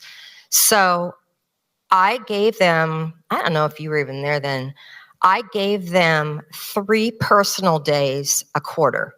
And our quarter is only 10 weeks long. So they didn't have to come in the gym for any reason they wanted, like whatever reason. And it's like, you're a college student, the laundry builds up, you haven't eaten well, you have to call, you want to sleep, you want to get some sleep, whatever. And I had all these coaches come to me. I remember Lisa Fernandez, the GOAT of softball, comes to me and says, what are you doing? Personal days? They don't get personal days. This is sport. They don't get personal days. I'm like, yeah, I'm giving them personal days. Now what do? Mental health and wellness. Yep. You were ahead of your time. So what's so interesting is you talk about being gut-driven and your leadership style, but each of you has a different approach to this balance of science and art, data and instinct. And I'm curious for you, Baron, how you think about data, and technology versus instinct and art for yourself as an athlete as well as an investor. I would say, business inside the game. I got my MBA, not from UCLA, but from the NBA. And so I'm still working now. I'm still working my way. And I think your business is around you as an athlete. And once you start learning your value of who you are as a business on the value chain of the business and the hierarchy of the business, you start realizing that, okay, I'm on a factory assembly line, right? But also there are so many pockets of information. And so as an investor, I really start to meet with a trainer, meet with the team doctor, learn, okay, here's a cool company. What do you think about this? And so I became a person that was moving these worlds into each other because the team trainer had never advised a startup company. The team doctor had never advised, a startup company, right? And ultimately those companies became team sponsors, right? And the only way I knew that was the team doctor, the team trainer. If it's a product, it will go into our refrigerator. We are the tastemakers and influencers. If it's production, hang in the front of the plane with the people who produce our games so I can learn how to live stream, produce a game, do interviews, hey, I'm sorry I yelled at you. A lot of times it was that, hey man, sorry I yelled at you. What do you do? So, and so learning from finance, how our teams funded. Funny story is the owners from the New Orleans, when we moved from Charlotte to New Orleans, that was crazy. And so I'm very nosy. And I realized that our owners were leveraging the team against each other and leveraging me. And I went to one of my owners. I said, hey, man, I don't have to take any cash. You can take my contract and I'll buy my equity into the team. And he kicked me out. And I got traded that year, too. So But at that point, it was, like, hey, here's my value. Here's all these valuable people that are going to outlast me. The equipment manager, the person at the scores table, the trainer, right? The assistant coach, the person who works in the arena. And so if I can learn what they do, who they are, then I can apply that to my intelligence if I were to move in venture, if I were to move in tech, right? Because then I can figure out, okay, where's my value here and where do I need to learn to grow? That's so valuable to everyone in the room, because what you're talking about here is leadership lessons. How do you identify your expertise, and how do you make sure you're really learning from the people around you constantly? In researching my book, I came across so much data. On one hand, about the value of being an outsider and how oftentimes women have better perspective as leaders because they tend to be outsiders to business. So what you're talking about there is straight pulled from the research papers.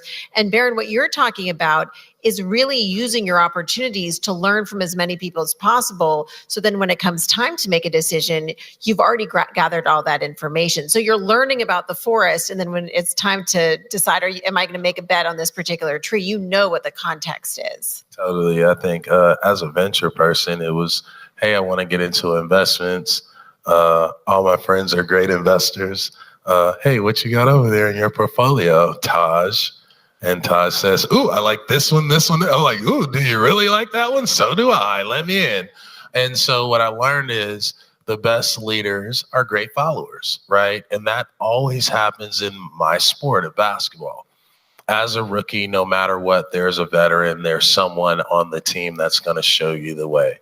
And so, you have to follow great leaders in order to be champions. You know what I mean? In the NBA, or the mistakes, of certain leaders that's like, hey, when I get there, I'm going to be able to, do this differently. So for me in the venture space, it was all of my venture friends are experts. They love hanging out with me. They love talking venture deals.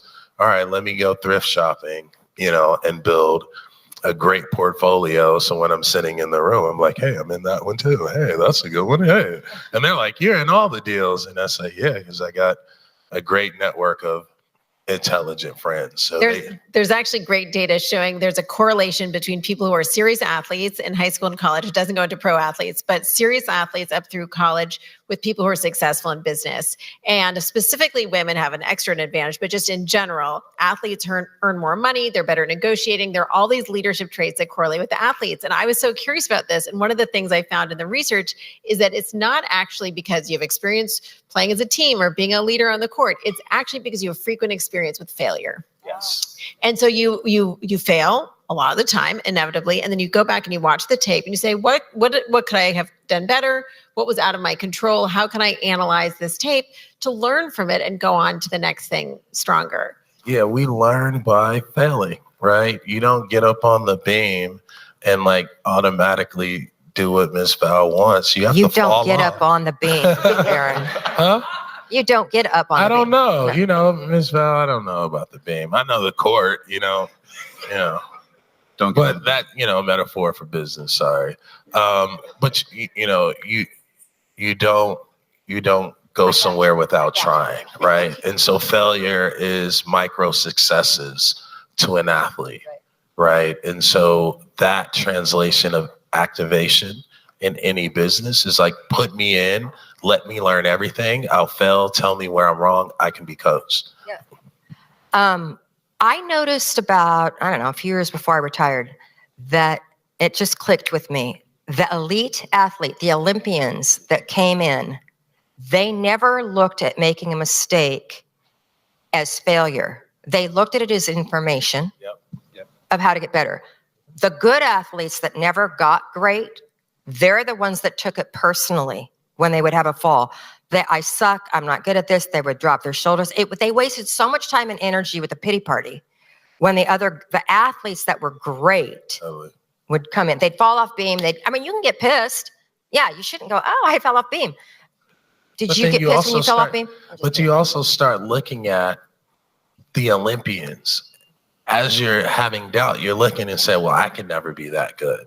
And so it's just a matter of self-belief, right? In those smaller increments of, oh, I missed the left-hand layup. Guess what? I got to work on my left hand, right? And so as that becomes your power source, like, what else do I need to accomplish? When a lot of people would look and say, I fell, or I didn't make it, you know, I embarrassed myself. And you're thinking about that all the time instead of like, hey, I'm going to be successful doing this no matter what. Yeah, Michael, help translate this to the world of technology and Google and the world of startups you were in before. Absolutely. So both of the stories kind of resonated with me because I think it translates really well into business. And here's the reason why. Here's the way it does.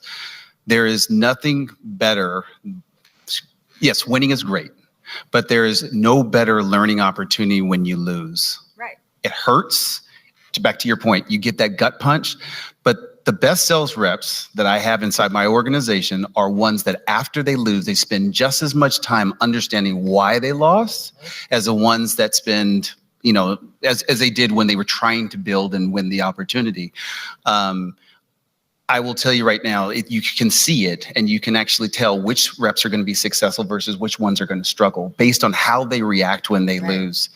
And I oftentimes say, okay, that person will be very, very successful. If you talk about also the outsider perspective for a second, you know, I think Google Cloud at one time was a startup within Alphabet, within Google. And we were entering kind of a step function change in our journey of maturity. And at that time, Diane Green was the CEO. She was actually moving out. She was more engineering led. At that time, we also needed to move from really distant third place into some level of relevancy. And they brought in Thomas Kurian. And he, of course, complete outsider, came from Oracle.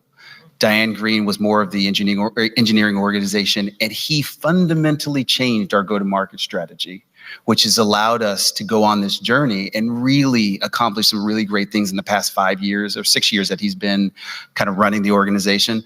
So sometimes having an outsider's perspective is what you need, again, to do that step function change and really kind of break out of that mold that you were in. How did he fundamentally change the strategy? Are there any lessons to be gleaned from that?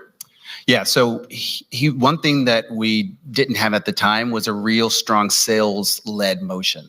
And he came from Oracle. And if anyone understands Oracle's culture and who they are one of the, I work for Oracle also at this, also I must state that, they have one of the best sales organizations in the world. Their level of detail around how they run their sales process. So he brought all of that to Google. So that mindshare. Also what he did is he went out and hired exceptional leaders, which were in that exact same vein, to, again, propagate that message across the entire sales force. So number one, of course, he was the change agent, but he also brought over great leaders to help reinforce the mission.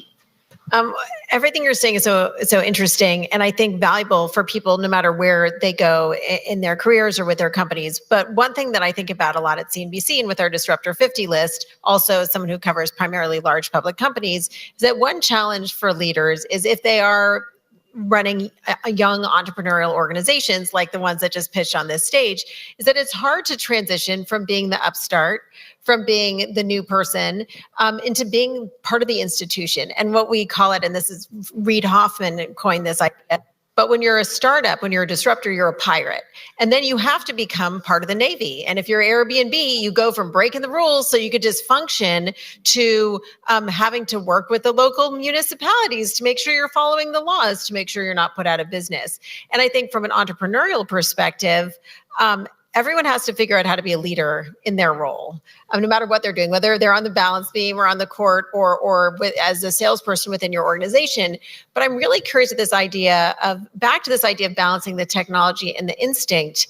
How do you make sure you hold on to that entrepreneurial spirit? And for you, you are at a startup that was acquired when you're at this massive tech giant that's one of the biggest companies in the world. So I'll say, and there's a couple of people within my organization that are in the back, and they've heard me say this time and time and time again. I'm sorry, you've heard this 1,000 times. It's really about staying very curious and always understanding how you can maintain that disruptor mentality. The reason why most of these tech startups are in this room, they're pitching, is because they're solving a problem or they're addressing a pain that's in the market.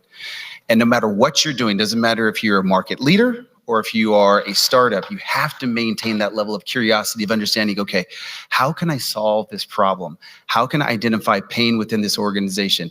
That's the reason why I constantly preach with my team. It's like peel back the layers of pain. Once you have it, quantify it. Understand it at a very, very kind of a micro level, and then you can worry about addressing it. Salespeople oftentimes want to preach immediately and talk about their product, but do the exact opposite. Spend more of your time listening than speaking. And that's actually goes for a lot of the startups out here. When you're talking and you're pitching, spend a lot of your time listening to the problem, because then you'll be able to more appropriately address the pain or the issue that you're addressing.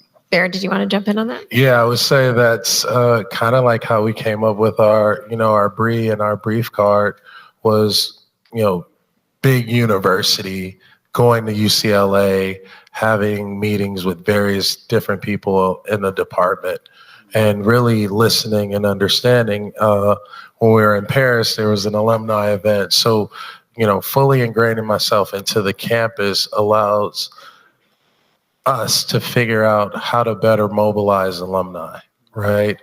And so the same problem that they have in athletics is the same problem they have in the B school, is the same problem they have in the art school, is the same problem in the film school, and we're all trying to connect, right? And so when listening and hearing that, it's like, can we connect the dots through technology?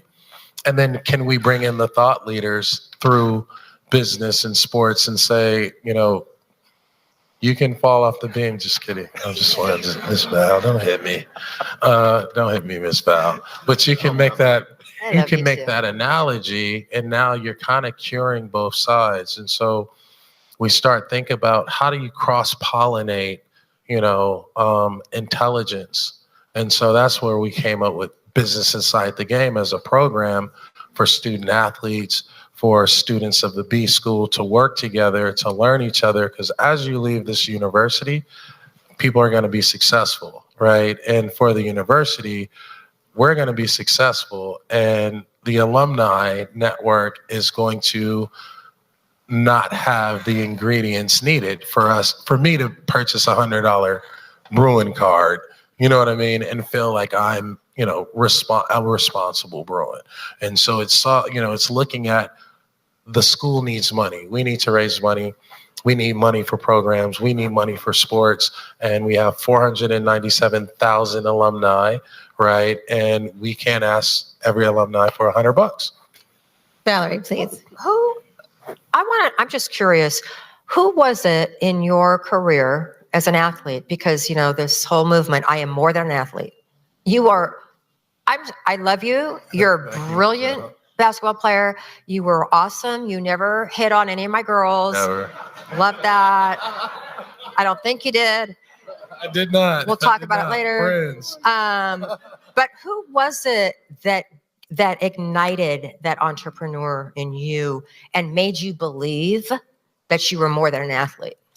I think my grandmother, actually, she was always like, you have to have something to fall back on. And I've been on my own since, 8, 9, 10 years old. So at UCLA, I was the one taking care of all the guys that were younger or my age on the team. When I turned pro, I became my own agent. So I just continue to put myself in these, uncomfortable situations. And I think it actually helped me learn that, if I still have to survive in this league for myself, right, then I have to build, a mechanism of safety, because every year there's 2 guys missing in the locker room and they're never coming back, whether they know they're retiring or not, right? And so I think for me, being a survivor or a pirate, you know what I mean? That kind of pirate mentality was, how can I build, innovate, disrupt something for me that ultimately, LeBron does the same thing. And, now you look at the landscape of professional sports, every athlete has a portfolio, has a business manager that they probably went to school with, right? And is into building really their own family office infrastructure, whether they know it or not, whether they have the right people around or not. That's why we are now, at a point where we can help solve that pain point and that problem as well. We are going to open up for questions. So please think about whether you have any questions to ask, but I'm going to ask another one first to Ms. Val. And this is about the wisdom you're sharing as a teacher, as a professor in your leadership class. And it ties into what Michael was just saying about innovation. For you, you're about teaching people to push themselves, but also to tap into their instincts and not to be too reliant on technology. And we had an interesting conversation about AI on the phone earlier, which we'll get into in a bit. But scares the crap out of me. Come on, Miss Val. I don't know you. First, Come on. tell us some of the wisdom you're sharing in your class and how you try to help people not just unlock their leadership potential, but to maintain it. Because to me, once you identify that spark, the hard thing is keeping it going. Mm-hmm. Wow. How much time do we have? Okay. The one thing that just to answer this and that both of you touched on is I have this lovely little drawing that I put up because I honestly have no technology skills. I am John Wooden not John Wooden, but like with the paper and the pencil and the eraser. That's me. But the little cloud, which is the comfort zone, this weird shape over here, that's the uncomfortable zone, and then this, which is the panic zone. And so many people want to get and live in the comfort zone. And as we all know this, I feel like I'm preaching the choir here. There is no growth in the comfort zone. There is no growth in the panic zone. And sadly, we've got a generation that is the most anxious generation on the planet right now. And that anxiety and that panic is paralyzing. And so how to translate that to just simply being uncomfortable, and how cool is that? What a gift is it to be uncomfortable? It's like Stoics, the obstacle is the way. It's like figuring that out, how to break through that obstacle and not looking at it as something that is negative, but you look at it as an opportunity for growth. And if I could get the college students that I'm teaching to just embrace that and get excited about that, that's like their first step. Being okay, being uncomfortable is the secret to so much great leadership. Yeah, that's the basketball term we use in the gym. Be comfortable being uncomfortable. So that's exactly. Thank you. Michael, you wanted to weigh in there before we open up to some questions? No. It sounds like something I literally told. So my son plays soccer at an academy level, and it's something I was explaining to him yesterday when he came back from practice, and I felt like he wasn't giving 100%. And I felt like I told him exactly what you just mentioned, which is you have to feel uncomfortable trying different moves so that it becomes natural and it becomes comfortable eventually. So that's an amazing story. Thank you. Mm-hmm.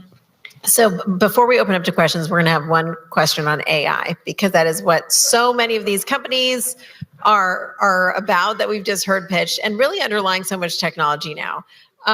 We're going to start with you because I know you're not interested in it.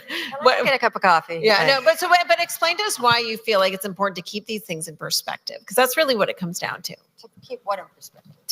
The interest and obsession with AI. Okay. It's the same way I felt. I got out of coaching before the whole analytics boom happened, Mm-hmm. And I feel that is coaches rely on so much of analytics now. They're not listening to their gut. And so we've taken the human component out of it. And it's easy to, because then when you screw up and you don't win, you can blame the metrics. You can blame the analytics instead of owning it. And I just feel so strongly in, yes, I understand I need to embrace this new era that we're in, but I feel so strongly in the power of relationships and culture. And it doesn't matter. I spoke at NASA, and you think, talk about out of my element, last month.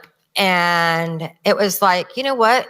All y'all here, you're some of the smartest people in the world. But it doesn't matter what you have up here.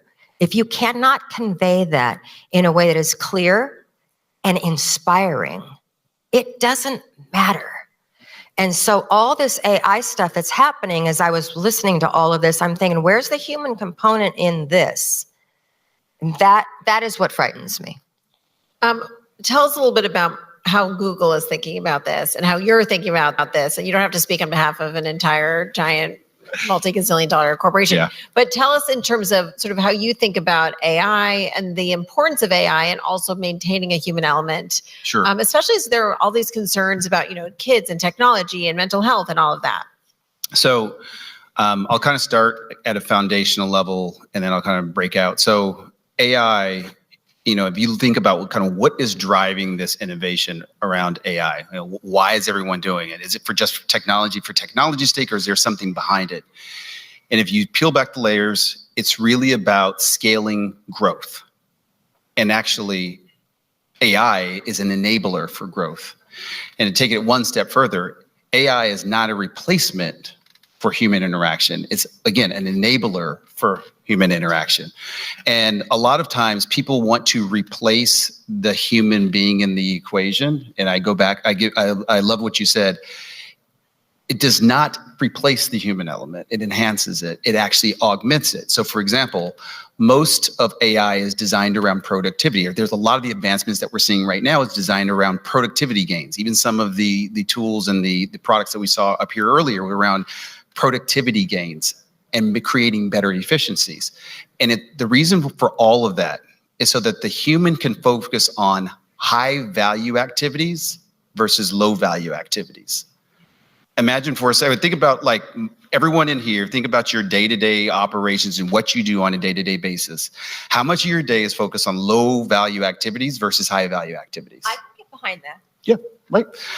So if I could focus 60%, 70% of my day on high value activities, you'd have a massive inflection to the productivity curve. And that's where you get the gains in revenue and profitability and all those things come as a result, but you still have to have the human element. You have to have the human element. It is key at the nucleus of it all. Why? The reason why? Because we are the enablers of the technology. But are we? We are. Yes. Yes. I was just at the TED AI conference 2 days ago, and they couldn't get the robot to work. So I was like, yeah, we're still the enablers of the tech. Yeah. They're not here to replace us. I just chime in and say, the way we built Brie, the cheese wheel, everybody gets a slice of cheese, learn who you are. We use AI as an enabler.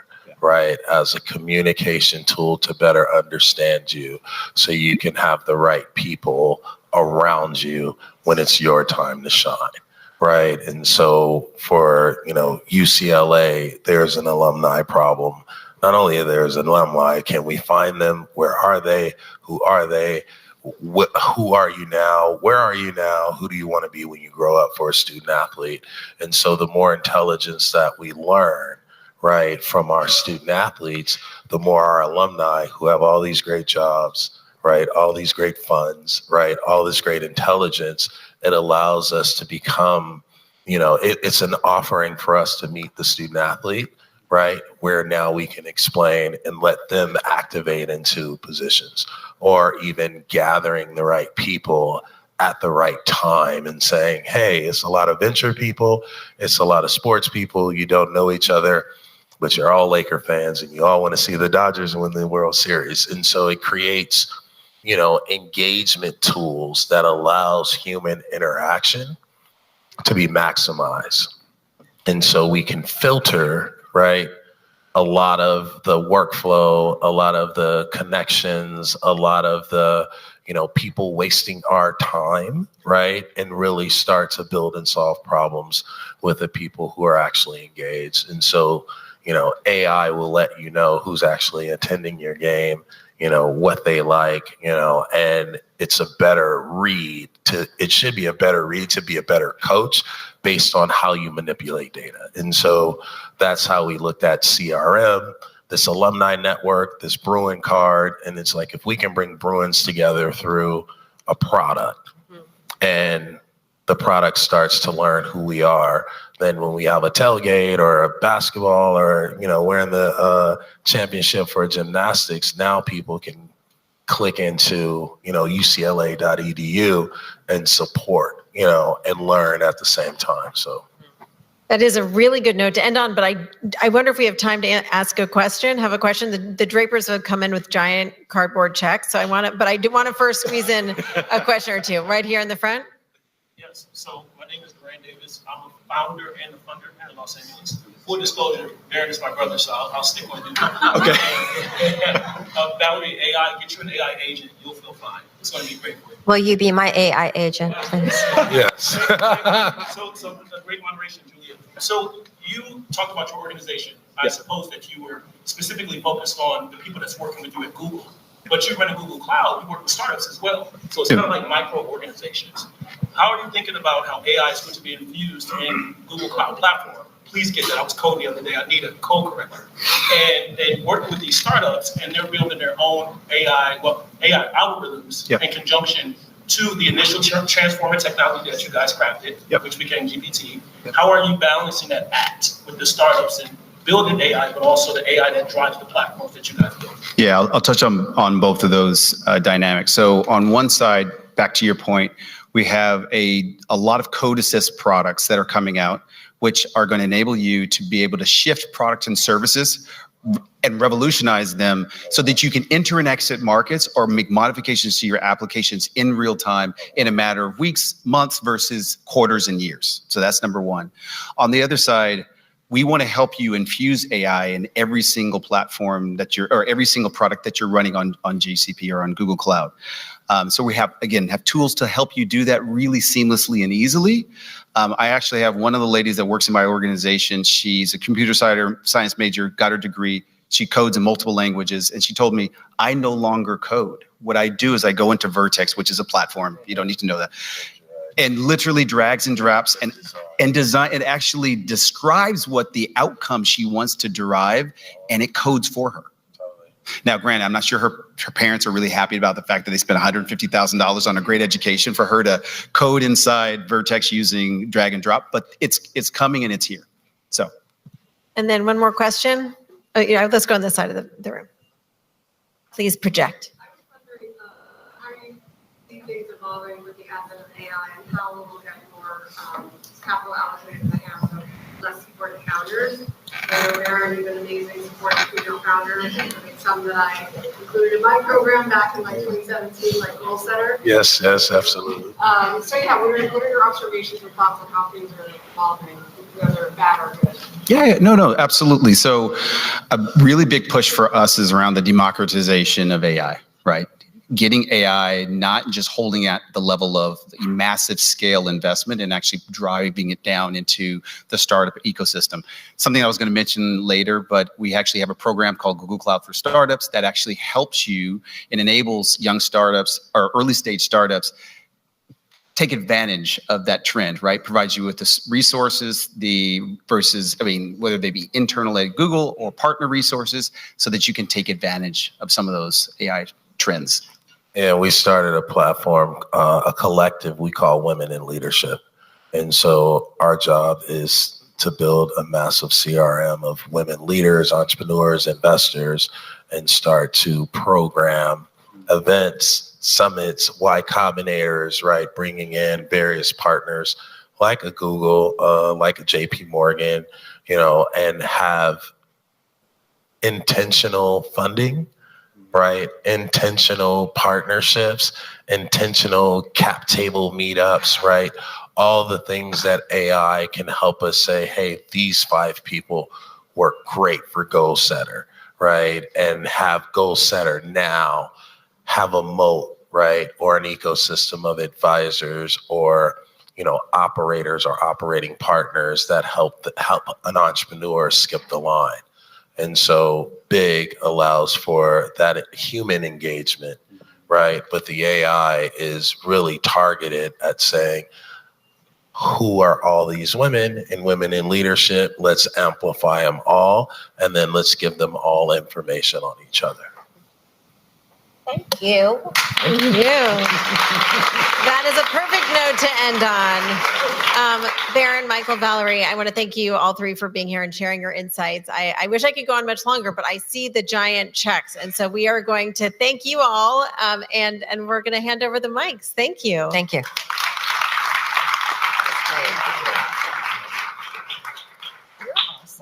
I want to be your friend. Oh, hi, baby. Oh, I'm so proud of you. Oh my God, I feel like a proud mom. So nice to meet you. You're amazing.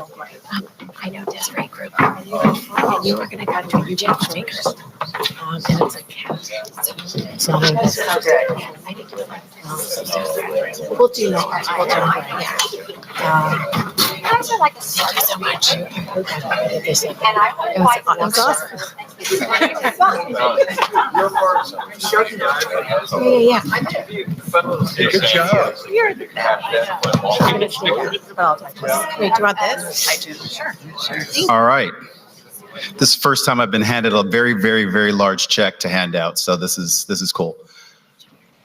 So I'm announcing the audience award and the, huh? Oh, sorry, the Google Audience Awards. I apologize. I was like, what? Okay. And the winner is Bill Gray. Oh, Gab VR, sorry.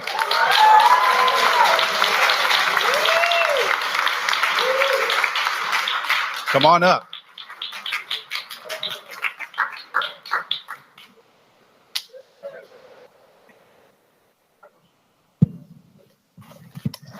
As a person that constantly is trying to learn new languages, I understand. Here you go.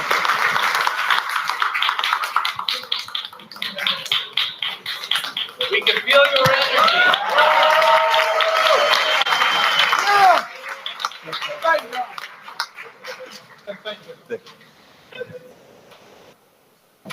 All right, thank you.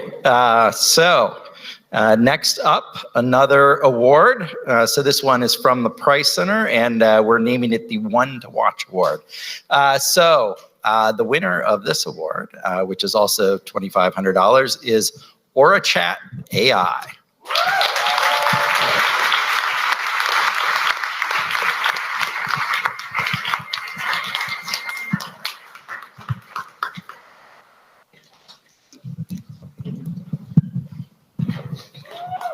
Congratulations. You're welcome. You should, there we go.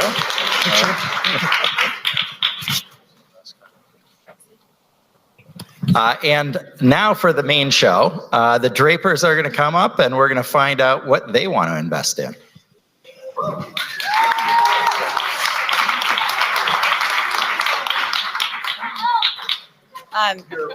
Okay. Should I just say something? Yeah. Okay. Great. We always say in the family that we like to underpromise and overdeliver. Of course, we make a lot of, we overpromise a lot too. But in this case, we were going to give away, we were going to invest from our foundation, subject to terms and conditions and subject to valuation appropriateness, $250,000 to these groups. This was such a good group, though, that so good. We somehow came up with a number of $550,000.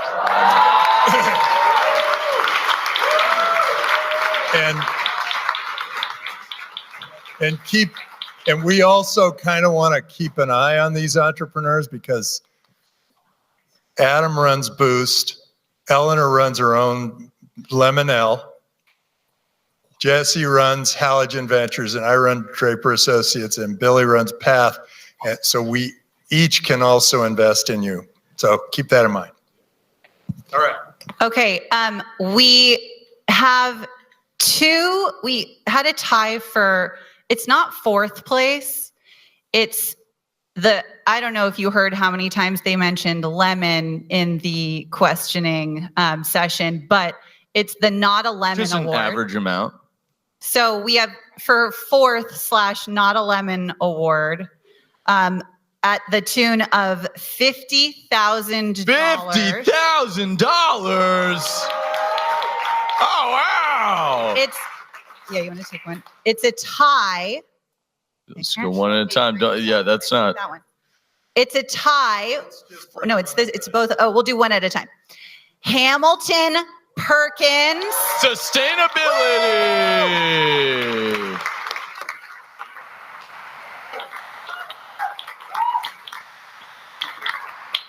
Come on Break up. down PVC They pipes. must be present to win. Come on, man. Well, maybe we should have both. Congratulations, you two.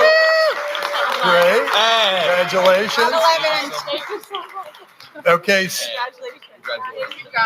Hey, great presentation. Good. So, Good business. I mean, you got to say something. Why are you guys so awesome? Hamilton, you can go first. No, just want to say thank you so much for this opportunity, Draper family. Please give it up for Annie for leading this effort.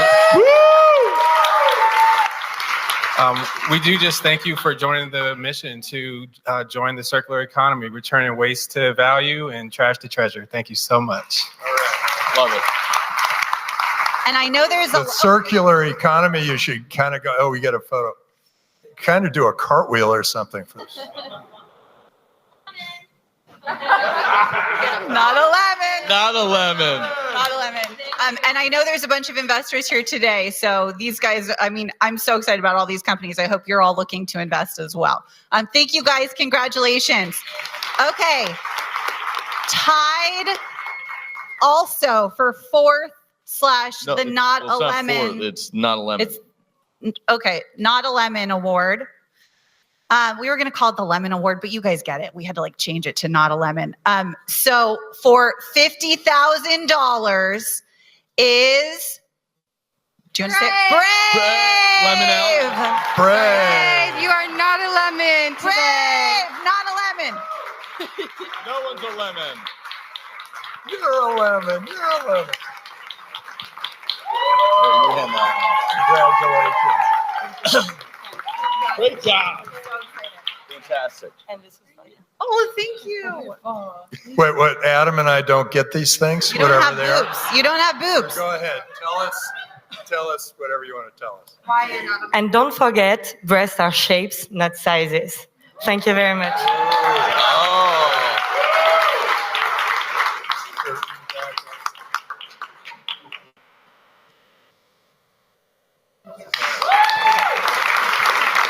Does someone else want to announce the next one? Okay, Elle's going to announce Lemon the L next wants to. one. This is For third, it would be third. This is 3rd place. I'm sorry we didn't give it a creative name. We can. We can. Lemonade. I heard lemonade from the Lemonade. audience. It plays. Lemonade It given plays. by Lemon Beautiful L. 3rd place Lemonade Award, and it's for $100,000. Wow! This award, this check goes to Concrete AI. Whoa! No one's ever been this obsessed with concrete. Congratulations. Great. Congrats. Hey, thanks. So, anything you want to tell these people? Well, we got to. Yeah, I mean, we're super excited. What we want to do is to, continue being able to build, repair our infrastructure, but without further contributing to climate change. And this is going to help us do that. Thank you. Woo!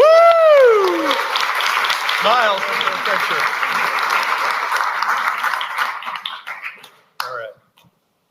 Good job. Congratulations. Sure. And for second place, I need to read this. For $150,000.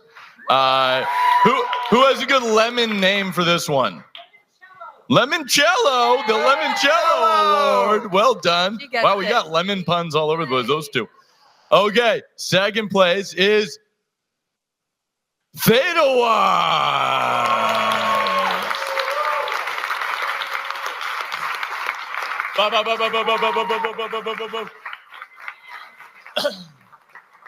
Destroyed the academic institution that put on this Congratulations. event. Thank you. That's the end of UCLA right here. All right, you want to say something? Sure. Thank you guys so much. I'm so excited to be here. And DataWise is about giving people autonomy and agency over how they choose to learn. And we're really excited to be part of that. Thank you guys so much. All right.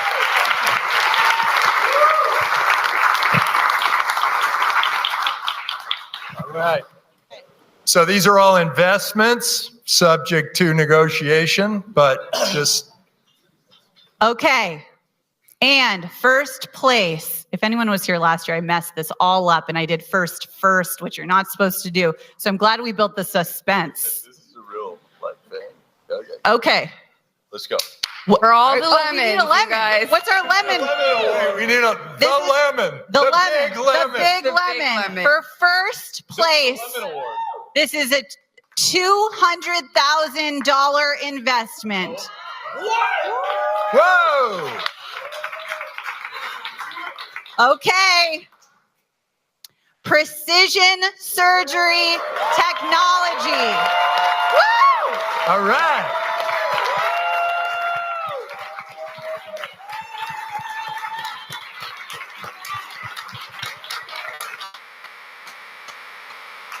Congratulations. And, you know, if you were like 5 years earlier, I'd have 2 kidneys right now. So I'm in tears on behalf of my patients. I thank you. I want to bring this to them. I want to change people's lives. And I thank you, Draper family, for making it possible. Thank you. All right. Keep building. Here, we get a picture.